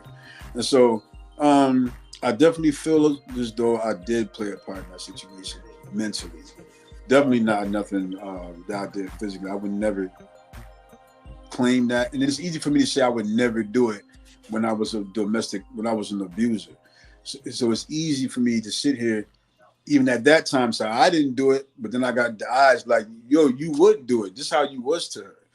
But definitely today, I'm like, yeah, and I respect the question. I appreciate you asking me that question. Yeah, because people need to know that the people that you love, if they're crying out for help, you gotta put your attitude down, your aggression down, and make it 100 or more percent not about you. You have to really pay close attention to the person that's crying out for help. And if you see signs that you're not familiar with, that may be the biggest sign. So exactly. I struggled with that a whole lot, but it was very important for me to pray to God. And I feel like once those dreams stopped, that was kind of me walking away. It's not I could never walk away from it, but kind of just walking away and saying, okay, you can have some peace in your life. You know what I'm saying? Because God forgave me. And hey, Michael, thank you so much. Yeah. Thank you. Thank you for being vulnerable and honest. Because some people would have sat up here on this show on PGT time, be like, nah, I ain't had nothing to do with it. Everybody blaming me. I ain't had nothing to do with that. Thank you for being honest. Regardless if it's the truth or not. Yeah. But this is how you feel. Yeah, it's just very important that I sometimes I feel like I may share to the point where it can scare some people, but it don't really mean nothing to me. All I know is that I put out what I need to put out there for my own soul. Exactly. And her family, they rock with me. They love me. I love them. You know what I mean? Awesome. We're close. For a long time I didn't get along with the mother because I had so much control over the girl. Or no disrespect over my daughter's mother. It is what it is. And this is how it was. The sisters, everybody, the brother came home from jail. He's supposed to be a tough guy and all that. And he was about that, but I was about that. So I was like never worried about none of that. And it was just a situation where they didn't like me for a while, but for the greater good, which is my daughter, we all came together, and we always knew that she never liked for us to be at odds with each other. So we really, really cool. Like my daughter's cousins, her aunt's kids. These are my beautiful nieces. Like when I pull up, the last time I was there, I had the Airbnb. They stayed with me the whole time. I was there for 5 days. Her daughter stayed with me. You know what I mean? The grandmother, we flew her down. Me and my wife got her down here and surprised my daughter for her birthday. This is where we at today. So. Awesome. We awesome. We family today, you know what I mean? So that's to answer that question. Most certainly, I have to own that, and I own it respectfully because I'm not going to sit here. I would be remiss if I sit here like a fool and say, yeah, no, I ain't had nothing to do with that, man. She did what she did because she had mental issues. I would never do that. I would never. I don't carry myself that way. I own what I own. And what I don't own, I'll tell you, they ain't got nothing to do with me. But that right there, I was thoroughly a part of that situation because it was a lot of hardcore emotions involved. It was a lot of mind games, and there was a lot of manipulation and gaslighting and any word that I can use that I use to be in my favor, that's what I did. Okay. And one of the things that I can truthfully sit here and say, I love you, is because you didn't come on here or you didn't talk to me over the phone and you didn't say, I gave my baby up. I don't know where she is. She out there somewhere. I did wrong. I don't agree with what I did as an adult. when I came back to reality and was like, look, I gotta be grown. I gotta leave all that other stuff aside. I got business to take care of. You can truthfully say, I took her in and I raised her. You got 10 kids. Out of all these 10 kids, I hate to say it like that, I'm sorry. But out of all these 10 kids, you raised the one that her mother committed suicide. You see what I'm saying? Do that make sense, y'all? Like, you did a good deed. You did what you were supposed to do as a father. Ain't no good deed. You did what you were supposed to do as a father. Yeah, And well, I applaud you. I really appreciate it. You know what I'm saying? But I don't really want to. My wife said this all the time. We don't applaud a fish for swimming. You know what I mean? Like I did what I was supposed to do. You were supposed to do it. Any one of my kids that will, if God forbid, they went through anything close, I'm gonna stop what I'm doing. I'm gonna go get them. I'm gonna bring them in. My daughter is hands down the greatest person I've ever met in my entire life. I told you I can't wait to meet her. I cannot wait to meet her. Now let me tell you though. Now when I say that doesn't mean that I love her more than my kids. I have a son that's 36 or 37, and he can be a lot. He is a guy with a chip on his shoulder. But I told my daughter, I don't love you more than I love him. Like that's my son. We don't. He was calling. He probably watching. He was trying to call in. I love my son just like with the same vigor that I love my daughter. It's just that my daughter is my favorite person in the world. You know what I'm saying? So it's just she's just the poster child for how I love all of my kids. You know what I mean? Exactly. But yeah. So you want to move on to my son real quick? Yes. Let's move on to your son. So my son, yes, Tymir Thomas. Tymir. There's Tymir. Yeah, that's my baby. Yes. So, let us know what happened with Tymir. So with Tymir now, with my brothers, I can kind of speak to how that is because we're the same age. These kids that you can't really speak for what they do and what they go through. In my city, the year he got killed, I think it was the highest murder rate that we ever had that year. When my brother Gerard, when he got killed that year, that was the highest murder rate that we ever had at that time. You know what I mean? It was 93. But moving to 2021, when my son got killed, we had the highest murders that we had ever had. Now you have to look at and per capita, it's the highest murder rate in the entire state. That's not to say that there's more murders than New York City where there's millions of people. But per capita, percentage-wise, it's a much higher rate because it's a much smaller, condensed community. And these guys with the boy, they'll get you out of here. These guys will kill. And my son got, he one of those, he's a kid that he'd mix it up with you and got caught up into that internet situation with some kids and beefing and going back and forth. And one thing led to another.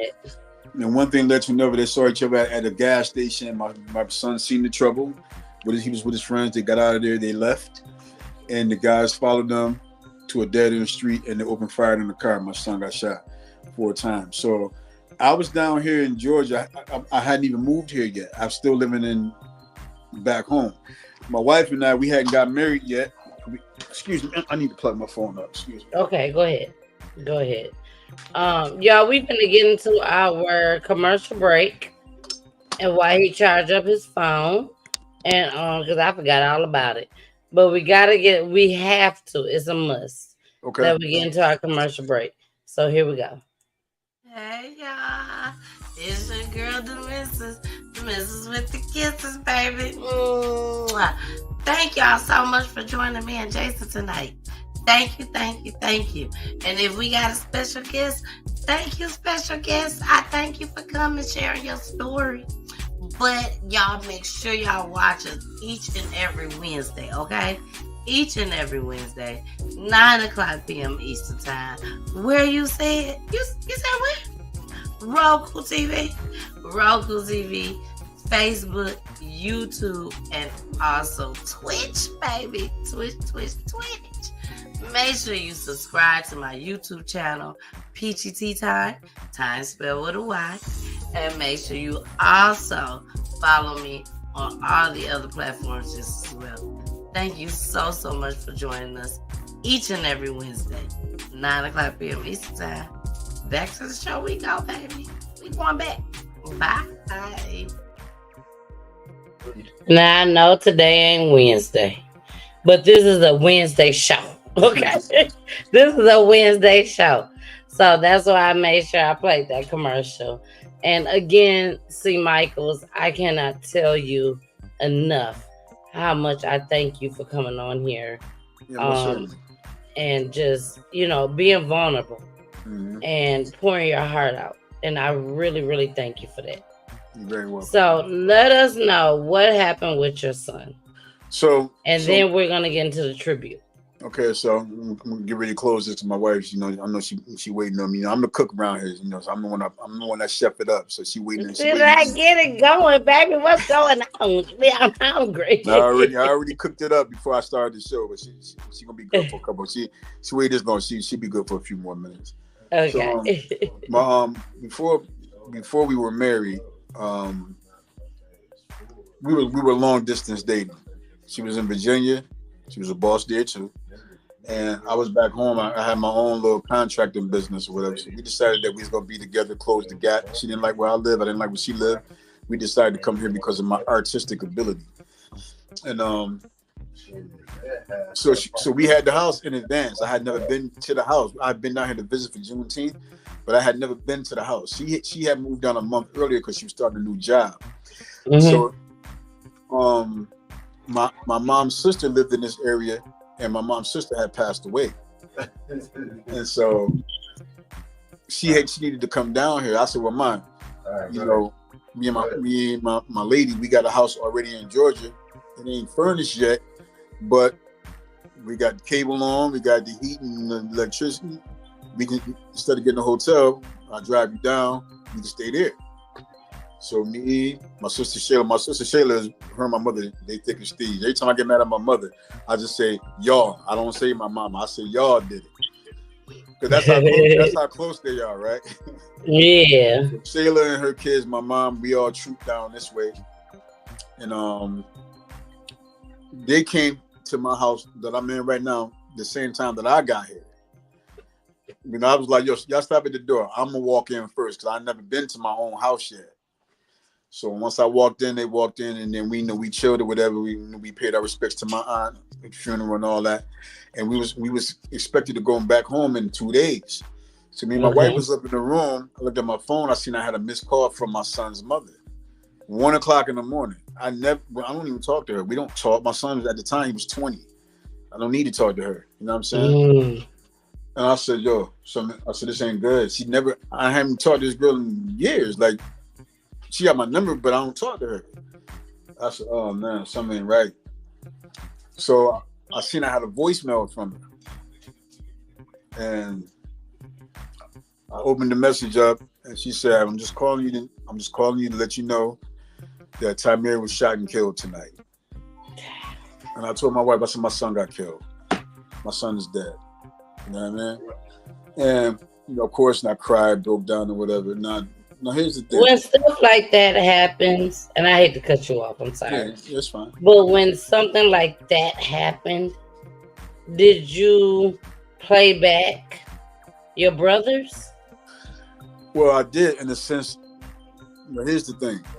When you go through this so many times, you can never get used to it, but you kind of understand how to deal with it. If that makes any sense.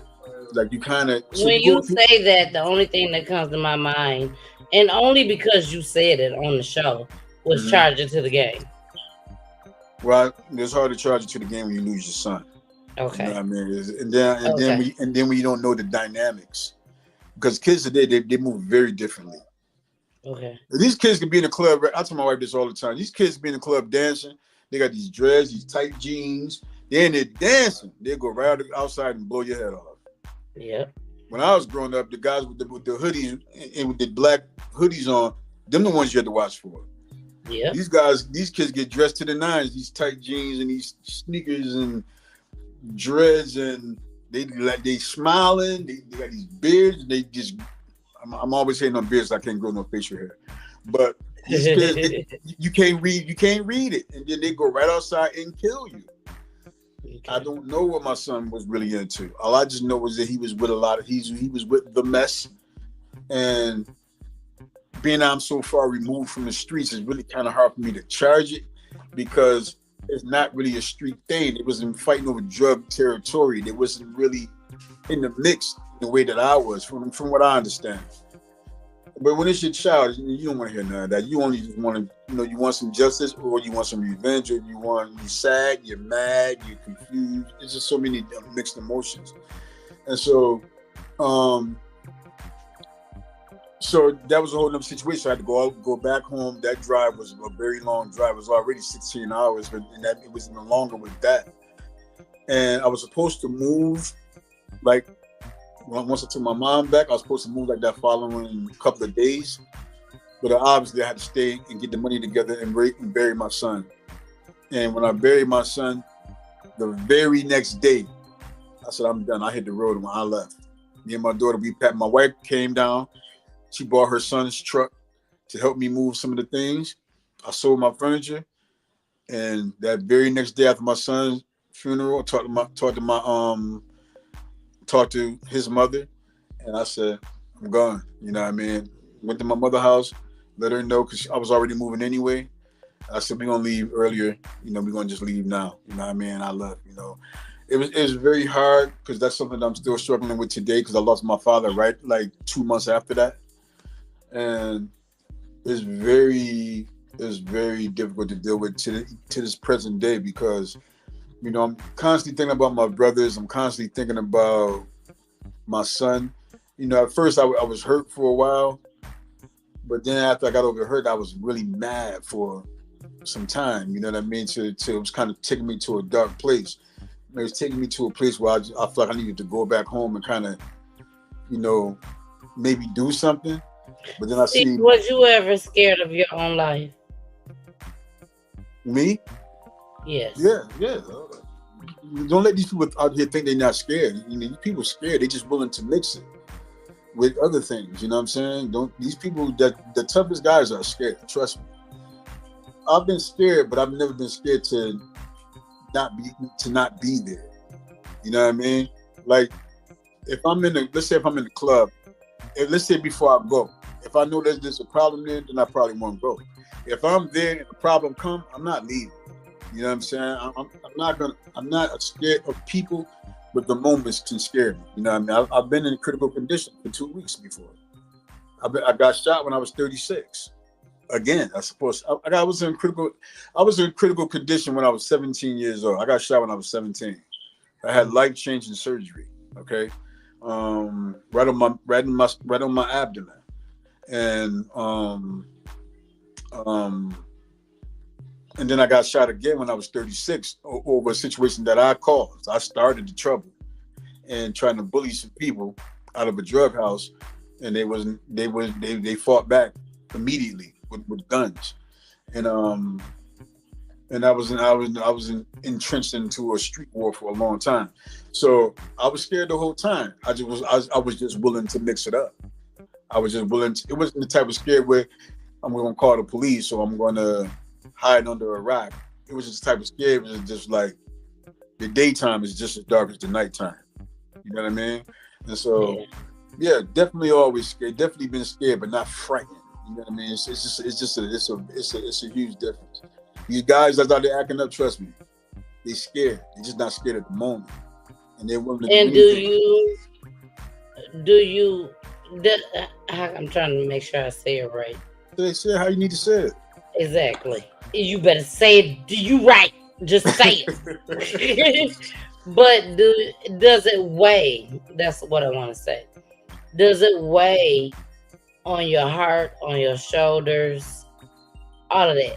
Does it weigh hard that you feel, being that you was the oldest brother, Okay? Mm-hmm. You was the oldest brother. You lost your younger brothers. Mm-hmm. Now you done lost your son. Do you feel like all the bad shit, I'm gonna say it, all the bad shit that you done did in your life, does it ever click in your brain, or does it ever lay on your chest that, because you're different now, Mm-hmm. you older, Sure. you know what I'm saying? Does it all just sit on you at any moment that say all this shit happened because of all of the wrong that I've done in my life? Nah, that's not a burden that I carry today. I'm so happy you don't. I'm so happy. Nah, that's not something that, you know. Look, I gotta ask. yeah, See, look, I gotta look, ask. it's a perfectly fine question to ask. Okay. I'm just letting you know that that's not a burden that I carry. You know what I mean? Okay. I don't carry. Look, like me and my brothers, like we were very close in age, so we influenced each other. You know what I mean? If one of us gonna get out there first. You know what I mean? We followed each other in different ways. If I see my brother with a new car, he influenced me in that way. If they saw me with a new pair of sneakers, I influenced them in that way. If they had a better drug house than mine, then I've got a better drug house than theirs. Like, we influenced each other in all these ways. You know what I mean? And we were all a product of a broken system. So, you know, I don't carry those burdens. Get it. Yeah, but now my kids is different. I have a son that's in prison. You know, both my sons, my oldest sons, both of them have been shot before. You know what I mean? So they obviously survived those situations. But if my son's watching, like, he knows what's up. Like, they know, okay, we're gonna charge this to the game because they know what's up. Like, they part of it. You know what I mean? Well, I tell my son is 37. He about to be 38. Okay. He looks a little older than me, probably. Matter of fact, I sent you the picture with me sitting in the middle and then the two on the porch. Yes. That's my 19-year-old grandson. That's my 37-year-old son. Okay. And so, yeah, like we kick it all the time. Like, we talked yesterday, we talked today. I told him to tap into the show. But, you know, he changed his life. This your first time really letting it out like this. I've told the story before. I just ain't told it much. Yeah. You know what I'm saying? Because certain people are just not really, they're not worthy of the information. I think everybody is worthy, but you got to be able to receive it correctly. I can't. My story can't really be told through a 1,000-page novel. You know what I mean? So, you know, for me to tell it, man, I got to really be passionate about the person or the platform, or I got to have something within myself to be able to tell it. Okay, so it's not told often, but I will tell it, you know, for the right purpose or the right cause. And I think your cause is the right cause. This is the reason why I'm gonna pull up and I'm gonna talk, and I'm gonna talk them people's ears off in August. Okay. So thank you. But I don't carry the burden of a nation. Like, I don't, that's not, God didn't say I had to do that. God told me to go through what I went through, and that's what I went through. God said it. So he didn't say you're responsible for other people's shortcomings. That's not what he told me. You know what I mean? I own what I own. My kids, I feel as though if they've been led astray in any kind of way, then I would gladly accept that responsibility. You know, I think I could have definitely been a lot better in my son Tymir's life. I can say that anytime he was in any trouble, I was there for him. Anytime they needed me to go to sit in at school because he didn't give a damn about school. You know, I pulled up on him. Anytime he got testy with his mother, I pulled up on him. Anytime he needed me for anything, I was there for him. I wasn't a staple in his household. You know, so before I came down here, I did call him because I wanted him to say, listen, I'm moving here. This could be an opportunity for you to come down here, but he didn't answer the phone. And so I tried to call him again. He didn't answer. But by the time I did hear from him, it was too late. So I do feel as though one of the pictures. Yeah, that's my. So that's me in the middle. Hey, you see the guy in the middle now. Stop playing with me. I already know that's you. Stop playing with. Yeah, nah, but that's my son. That's my oldest son, my son Antoine, and that is his son, Antoine Jr. Wow. So that's your son and your grandson. There's 3 generations sitting right there on that porch. That was taken in April when I was back home. All right. Now I'm finna show you another picture. Okay. You ready for this picture? I'm ready. You sure? Absolutely. Cause we finna go ahead and get into the tribute. Okay. But I can't go no further, baby. That I got to show this picture. And I got to ask you, what is the first thing that comes to your mind when I show this picture, okay? Okay. Here we go. Don't cry. Yeah, Don't cry. No. Don't I ain't gonna cry. I ain't gonna cry on this one. That's just legacy right there. Yes. Because my mother, man, she been through a lot, man. And you see her right there standing up there looking all cute. Beautiful. And then look. Miss Shirley, baby, you putting it down. Look. Beautiful. The best thing about going back home is definitely seeing my kids. But I just have to really say it. I just needed to hug my mother, man. And look at her standing right there. And she leaning on the shoulder of a 52-year-old man. That man right there, 52. That woman right there is 67. Okay, so that's who. When I look at that, I look at legacy, and I look at my brothers, the benefits that they had to have me as a mother. I look at my sister Tamika and my baby sister Shayla. Shayla is my baby. Like Shayla, she's young enough to be my daughter. But man, we like that. We close like that. You know what I mean? And as I pull up, we have a great, awesome time. Now, I'm gonna send you a little video clip of us singing when we hang up. But please do. But yeah, no, it's just legacy, and I just feel like Shayla and her daughter and my sister Tamika and her kids and all the other grandkids. It's a great benefit to have my mother in their lives because she is a healer, a fixer. She is I'm telling you, she the medication to the illness. Now, she any metaphor that I can think of that is positive, that is my mother. And so me sitting there, and when I posted that picture, I got like 300 likes because I said that one of the greatest reasons for coming back home is I just wanted to hug my mother, and there she go right there. You know what I mean?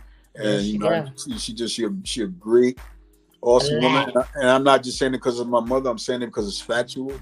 She's a great, awesome mother, man. I'm telling you, I wouldn't be who I am today if I didn't have her help. Like even losing my son, she lost 3 sons, so she was able to walk me through these things.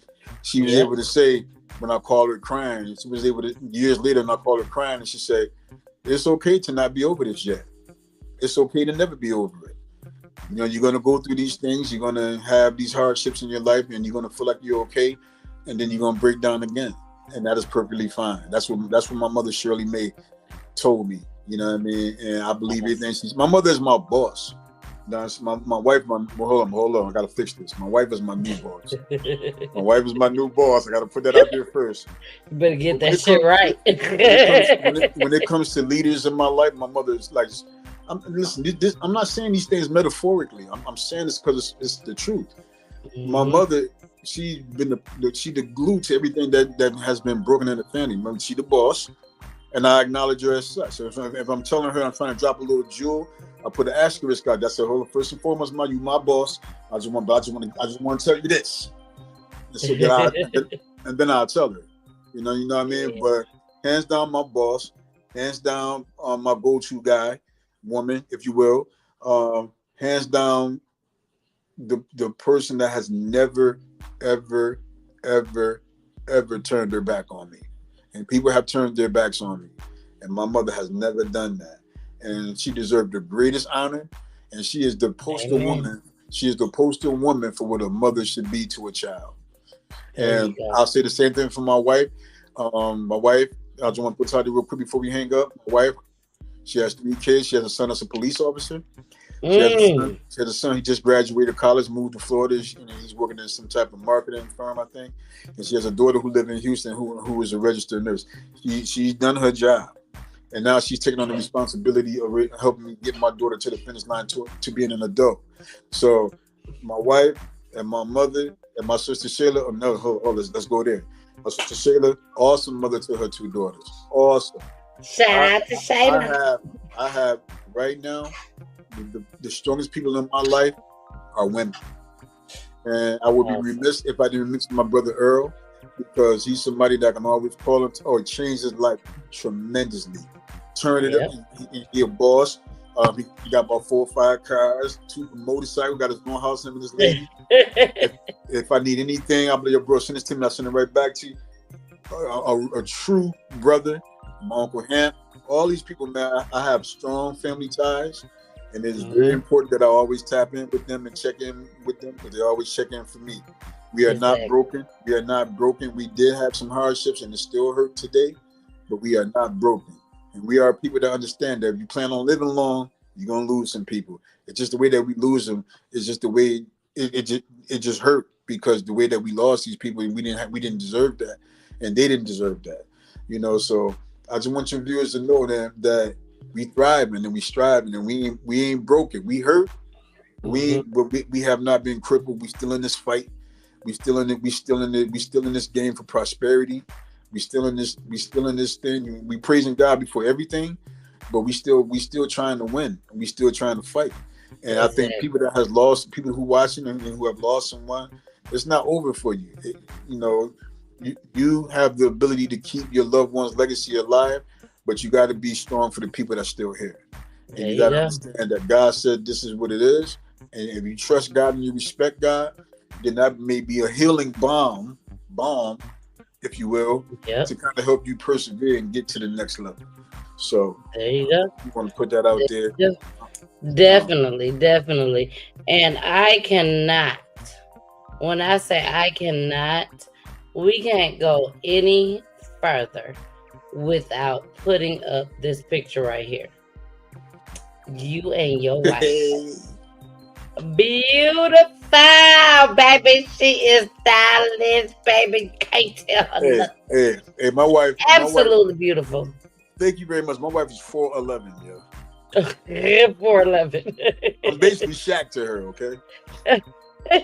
Well, she is absolutely beautiful. When you sent this picture to me a few days ago, probably about a week ago, I told you then, she is absolutely gorgeous. I applaud her. I applaud you. When I tell you I love you, I mean that. Because what you have overcome is amazing. Like the way society says, you done lost 3 brothers and a goddamn child. You supposed to be in prison for the rest of your life because you done goddamn retaliated and killed somebody. But God intervened and said, no, you will not. Yeah, that's so for sure. So when I tell you, I applaud you 100%. 100%. I really, really, really do. Hey, Jay, we see you out there, Jay. We see you. Thank you. That's my Jay. That's my wife. We love you, Jay. We love you over here at PGC Time, baby. We love you. One thing I want to say, thank you to my wife for is just that. So the way I talked to you, I was very candid, about my life to her in the beginning, and she accepted all my baggage, man. I claim my baggage now, and she accepted it all. She said, "Yo, that ain't who you are today. You ain't showed me that." And exactly. I sit here and I shed a tear, man. She come hug me, give me some love, you know what I mean? But she is a person, man, that has really, she's just a person that can carry you right on her back. You know what I mean? Carry you straight to the finish line. And she'll look at you and say, yo, listen here, you could do this. You can make these things happen. These things are not above you or beneath you. You know what I mean? You can really make these things happen. She's a very positive person. She's a very strong, strong black woman. So sometimes I'm like, yo, man, come on now. You a little too strong.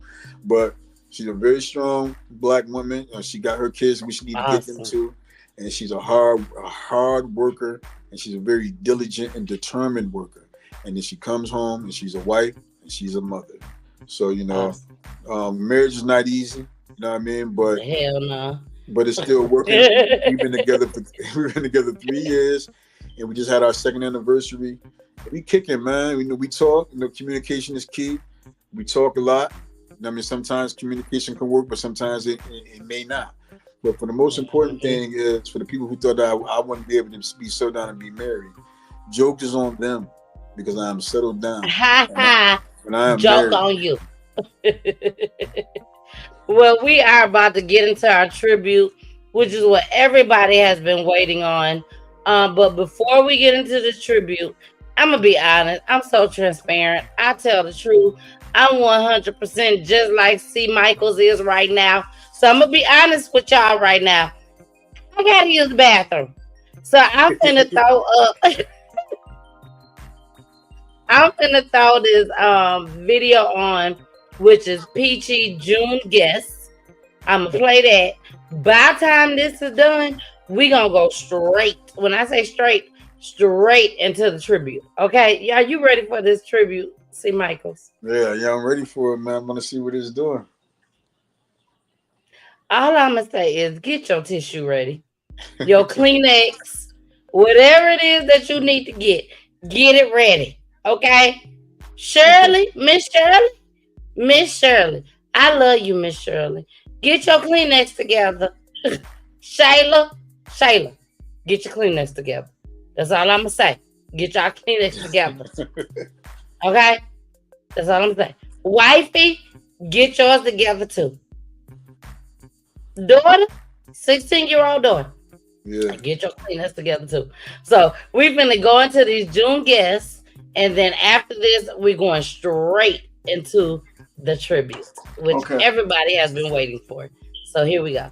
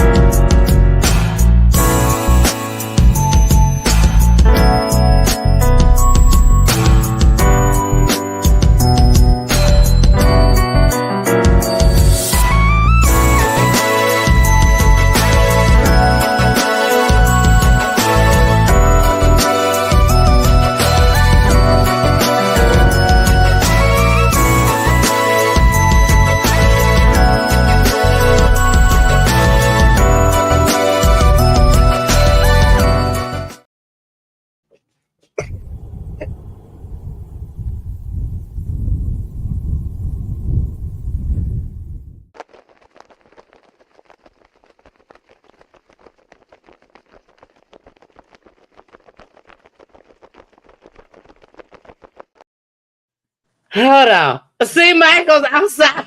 It's okay. I'm sorry. Y'all, are y'all ready for this tribute? Because, baby, here we go. I am back. I want to make sure I see it myself. See, Michaels, is different when you're making the tribute.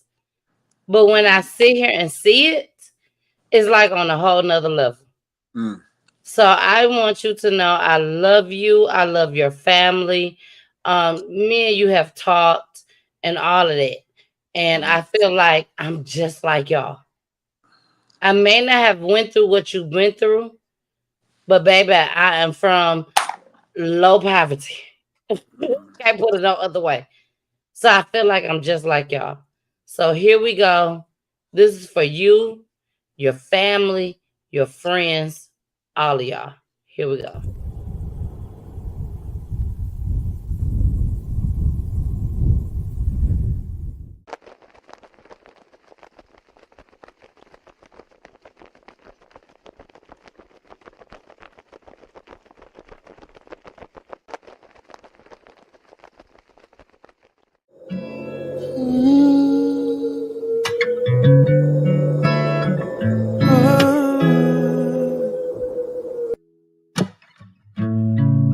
you know my name?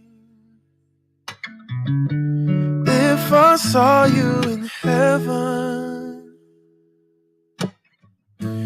would it be the same? If I saw you in heaven, oh, I must be strong and carry on, 'cause I know I don't belong here in heaven. Oh,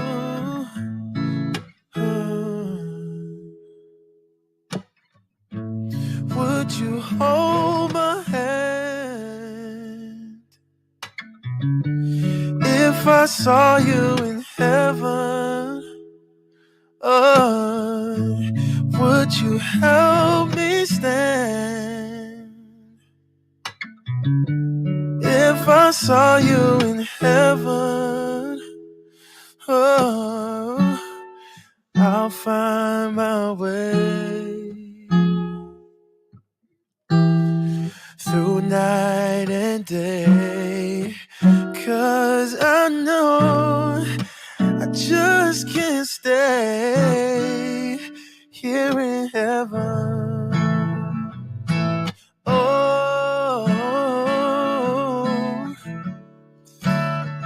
oh, here in heaven.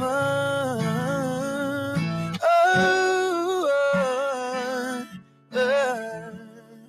'cause I don't belong here in heaven.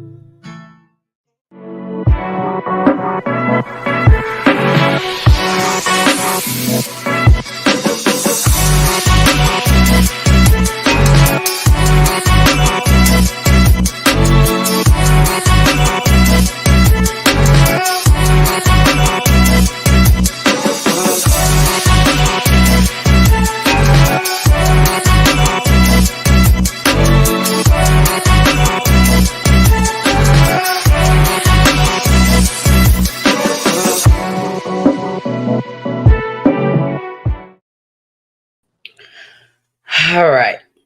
See, Michaels. I know that was hard. I know that was hard. I know that was hard. I'm really I just want to say thank you very much, man. That was very nice. That was very heart touching. You guys putting that together for my family. I'm pretty sure it touched my mother and my sister and my wife as well. Um, I'm truly grateful, man. I'm really looking forward to contributing to the platform in any way that I possibly can. Um, Video is really heartfelt. I just want to let you know that, and I just thank you for the time that you put into it and the love that you put into it, and just putting it together so beautifully, and just acknowledging my loved ones, man, because I can tell the story, but for somebody else to take it upon themselves and say, hey, send me the necessary pictures, and then I didn't know you was going to do that. So for you to do that at the end of this show was very special. It's very touching to me. So I just want to say thank you from the bottom of my heart. You are so welcome. I'm truly You are grateful for the so platform welcome. to be able to tell the story. I hope that I can help somebody.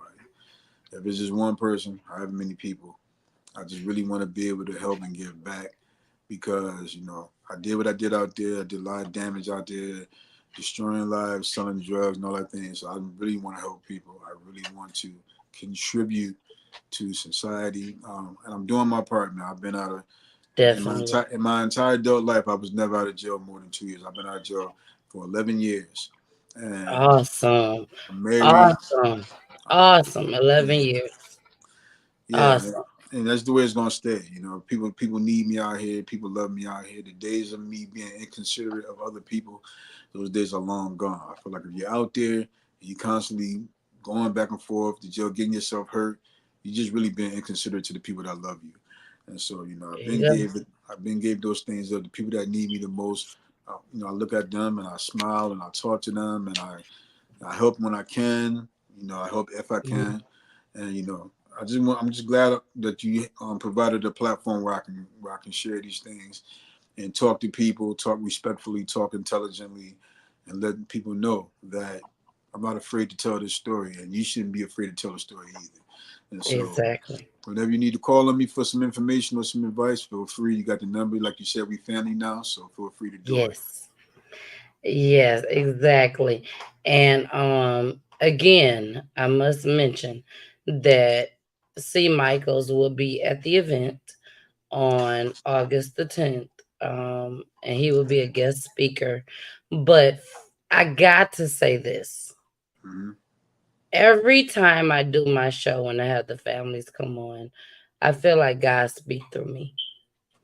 So at the end of the show, I always have the family members in the show. I tell them what to say. Don't even worry about it. See, Michael, I got you. I tell them what to say. I don't tell them as far as this is what you're gonna say, but I always let them know at the end of the show how I want them to end the show. But first, see, Michaels, I need to bring you down for a minute. Okay. Mm-hmm. I have your mom in attendance. Oh, So I'm gonna bring you down. okay. You'll be able to hear and see everything that's going on. I'm gonna bring it down and I'm bring it back up so that you can end the show and I'm gonna tell you what you need to say and all that. But I got to bring you down because Okay. God is telling me to say something. Okay. So here we go. Miss Shirley. Miss Shirley, Miss Shirley, Miss Shirley. I'm getting full right now. Um, Miss Shirley, I got some news today. And I got some news today that I got to figure out some way, somehow, how I'm going to explain to my daughter, who is in the second grade. She's going to the second grade. You know, school is out, summer vacation. She was in the first grade. Now she's going to the second grade. And I got some news today that one of her classmates has died. Has died. And I got to figure it out. And I'm going to tell her. But I want to say to you, thank you for being the mother that you are.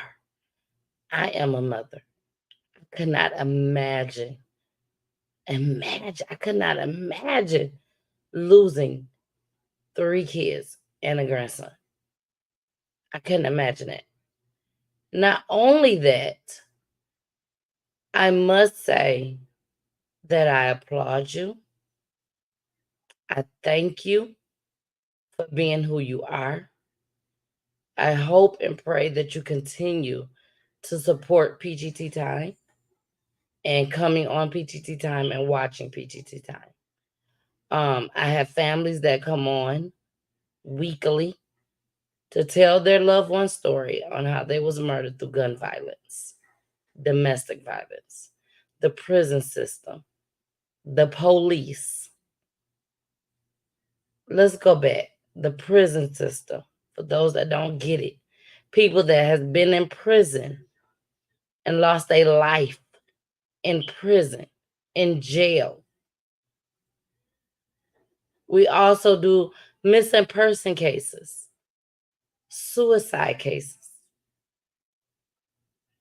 So when I tell you I thank you as a mother that has held it down, we have went over our time. I know. But Miss Shirley, you have held it down, baby. You have held it down. And you are still here. After losing 3 boys to gun violence, a grandson to gun violence, a grandchild's mother through suicide. Baby, when I tell you I thank you for being here and showing up, I thank you. And I mean that from the bottom of my heart. I do not know you from a can of paint. I got to say it. I do not know you. But baby, when I tell you I thank you for myself and for all the other mothers out there, I thank you. And I love you.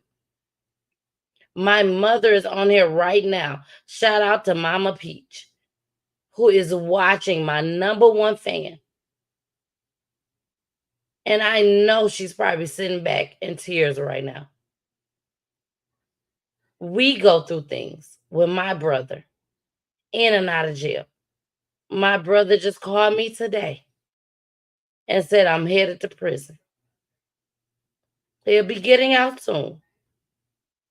But Miss Shirley, I thank you from the bottom of my heart. I thank you. I thank you. I thank you. And we will be showing that tribute again. Shayla, as a sister, I'm a sister to a brother. I thank you, Shayla. I thank you. I thank you. I thank you. I really do. Now we have came to the end of this show. And like I said, I tell my guests what to say and what to talk about at the end of the show, because they always end the show for me. So, C. Michaels, you ain't know this part, but I'm going to pull myself down. You will have the whole screen to yourself. I'm going to tell you to put up one finger when you're done. Okay? Okay. I know you have a wife. I thank God for her. I thank God for her understanding this whole situation. But see, Michaels, I got to ask you to say this. Whatever you want to say on your heart to Misa, I'm going to pull myself down. And if Misa was listening, her family members listening, you got good relationship with them, you raising your daughter and her daughter. If there's anything that you want to say to her that you have not gotten a chance to say,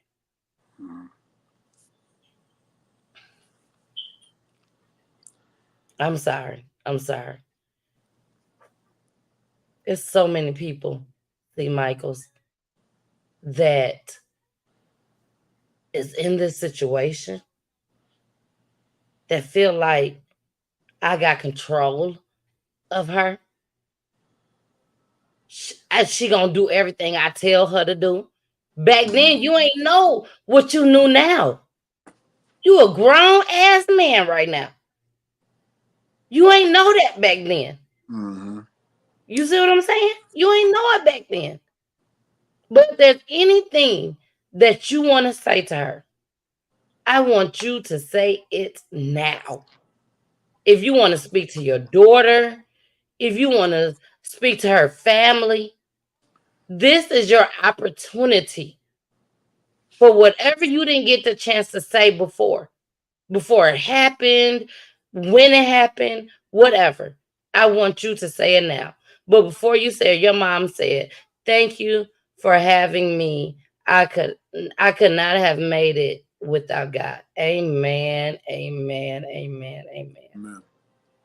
So I'm gonna let you end the show. You're gonna go ahead and say what I asked you to say as far as to speak on Misa. I know you're happy. I know you're in the mirror that you love your wife. And baby, let's show her one more. I'm about to cuss. Let me show her one time. One more time. You love this lady. I know you do. Yeah, unconditionally. Unconditionally. Yeah. But I just want you to speak to Misa. And I know she's up in heaven listening right now to this show. And then after he speaks and he put his one finger up like he in church and he got to go to the bathroom or go get something to drink, he gonna put that one finger up, and then we're gonna go back into the tribute and we will end the show.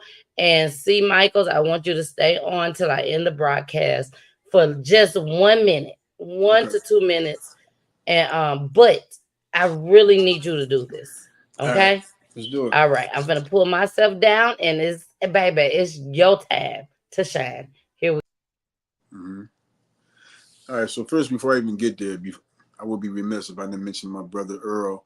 His son Earl Jr. was killed on his birthday last January in 2023. So I'm gonna be clear on that. Let my brother Earl know if you're watching or if you're not watching. I love you very much. I love my nephew / cousin. Um, he's a very important part of this story. He is a Thomas, and it's very important that we mention him because there's a lot to tell, and we didn't really get to that. He did. That was hard for him. That was hard for the family, and it was just as pertinent as anyone else that we lost. I'm going to put that out there. But Tamisa, I would really love to say, Tamisa, that I wish that you had the benefit of knowing this version of me, who I am today as a man and what I stand for as a man today, and not the tyrant that was in 2009 and before. That version of me, I'm never ashamed of anything that I put out there, but that version of me is not a true representation of what my mother raised. My mother raised a better person than that, and what I gave, I wasn't supposed to give. I just want you to know that I'm always going to love you. I always think about you. I always think of what it could have been and what should have been. But I know that God don't make God don't make any mistakes at all. And God, the strength of my mother and the strength of our daughter, that has helped me persevere, and removed me from a life of crime. It made me a staple in my daughter's life, and unfortunately, she don't have you, but she does have a surrogate mother, an awesome stepmother that has definitely filled the gap and closed the gap. So I just know that she will be happy knowing that someone is taking care of her daughter, and I'm sure she will be happy knowing that I attempt to right my wrongs through our daughter, but it's always going to pale in comparison to what I should have been. I just always want to say that, I love Misa. My heart is always with Misa. Yes, of course, I'm a married man, but my wife trusts me. She watches, she understands, she knows my heart, she knows my pain. And she's a person that's out of her own mouth that Misa would be a staple in this household. And she has been since the day we walked in here. So to Misa, she should just always know. She looking down on me that I'm doing the right thing. She know my heart is pure when it comes to our daughter. She know that my heart is pure when I say that I wish I had been better. If she looking down, God know my heart is pure. I don't need any reassurance. I feel the way I feel because I know that at that time I wasn't the best person and I wasn't the best version of myself. And I didn't allow God to step in and show me that, or allow me to show what I needed to show. I did, and just wasn't a good man at that time. Today, I'm a much better person. I still make a lot of mistakes, but the tyrant that I was then, of course, that person has died a long time ago. The day Misa passed away, that person passed away. And so for our daughter, I got her. Ben had her. And it ain't just me. It take a village. My mother was one of the first ones to step up. Jeannie always called and check on her. And I would be remiss if I didn't mention my baby sister Shayla, because she has definitely helped to get her to where she at today. So the village is strong. The village is filled with a lot of women. And I just wish that this version of me could show Misa how women are supposed to be treated. So I will close with that. So I will always love Misa. Misa will always be in my heart. My daughter didn't think about it every single day. My wife definitely has a strong input in the situation. My family would never forget her because she was very important to them, and she would never be forgotten. Her own family, they make sure they tribute to her several times a year. She's never forgotten, and I'm grateful to them for that because my daughter is always a part of that movement as well. So I just want to say thank you for that, and I will always love you. So.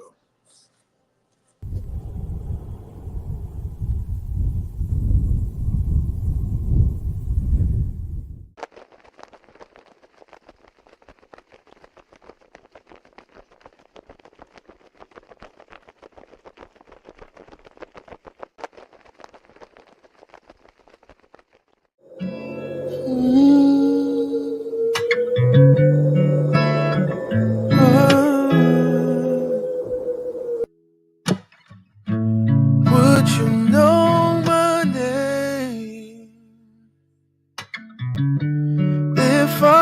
you in heaven, would it be the same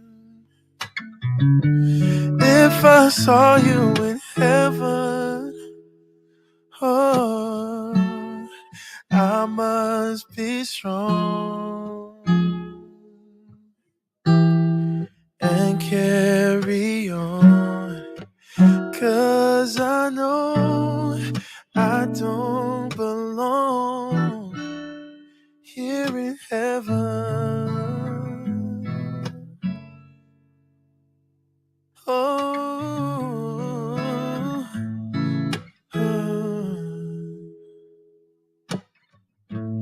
would you hold my hand if I saw you in heaven? Oh, would you help me stand if I saw you in heaven? Oh, I'll find my way through night and day, 'cause I know I just can't stay here in heaven. Oh, oh, here in heaven. Oh, 'cause I don't belong here in heaven.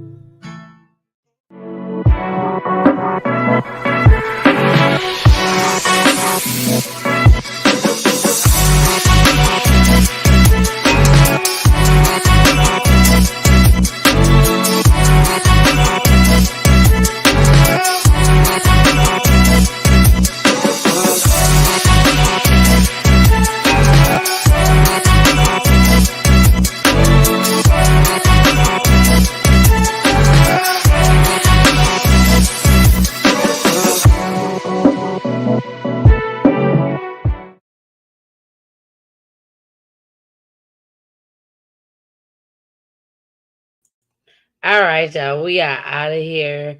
I thank y'all so much for joining us tonight. But most importantly, I thank C. Michaels. Thank you so much for joining us tonight. Thank you for being vulnerable, telling us how it is, telling us how it is. I cannot say that enough. You know, he didn't have to come on here, but he did. And he came, and I'm just so thankful. And I just want to say again, thank you for trusting me, C. Michaels, with your family. Usually I say with your loved one's story, but with your family's story. I thank you. I thank you. I thank you. And baby, here we go. I love you guys. Bye. It's your girl, the missus with the kisses, baby. Mwah. Well, I'm sure you all have heard by now that I am having my very first annual Stop the Violence Awareness campaign. Yes, and it will be at Stonecrest Mall right here in Atlanta. Stonecrest Mall. You have to make sure you be there. You have to be in attendance. I'm telling you, you don't want to miss this. Just like you don't be wanting to miss Peachy Tea Time. You do not want to miss this event. We will have performers. We will even have the police there doing Q&As. We will also have pastors there speaking. We will have a live DJ. When I tell y'all it's so much more, we even got someone coming doing monologues, okay? So trust me, you don't want to miss it. And the most important thing that we're doing is we will be honoring 5 mothers. We will be honoring 5 mothers who has lost their child through gun violence. I'm telling you, you want to be in attendance. And this is going on August 10th. 2024, from 12 to 3 p.m. at Stonecrest Mall, right in front of Foot Locker, baby. Right in front of Foot Locker. Oh, it's going down. We are going to have a blast. So make sure y'all be there. It's a free event. It is a free event. So make sure y'all be in the building. All right, I gotta go. See ya. All right, y'all. We are out of here. I love y'all so much. Thank you for staying. And I know it went over on time, but thank you guys so much. I love you all so much. And again, put them guns down. Put them down. Put them down. And figure out another way. Here we go. Bye.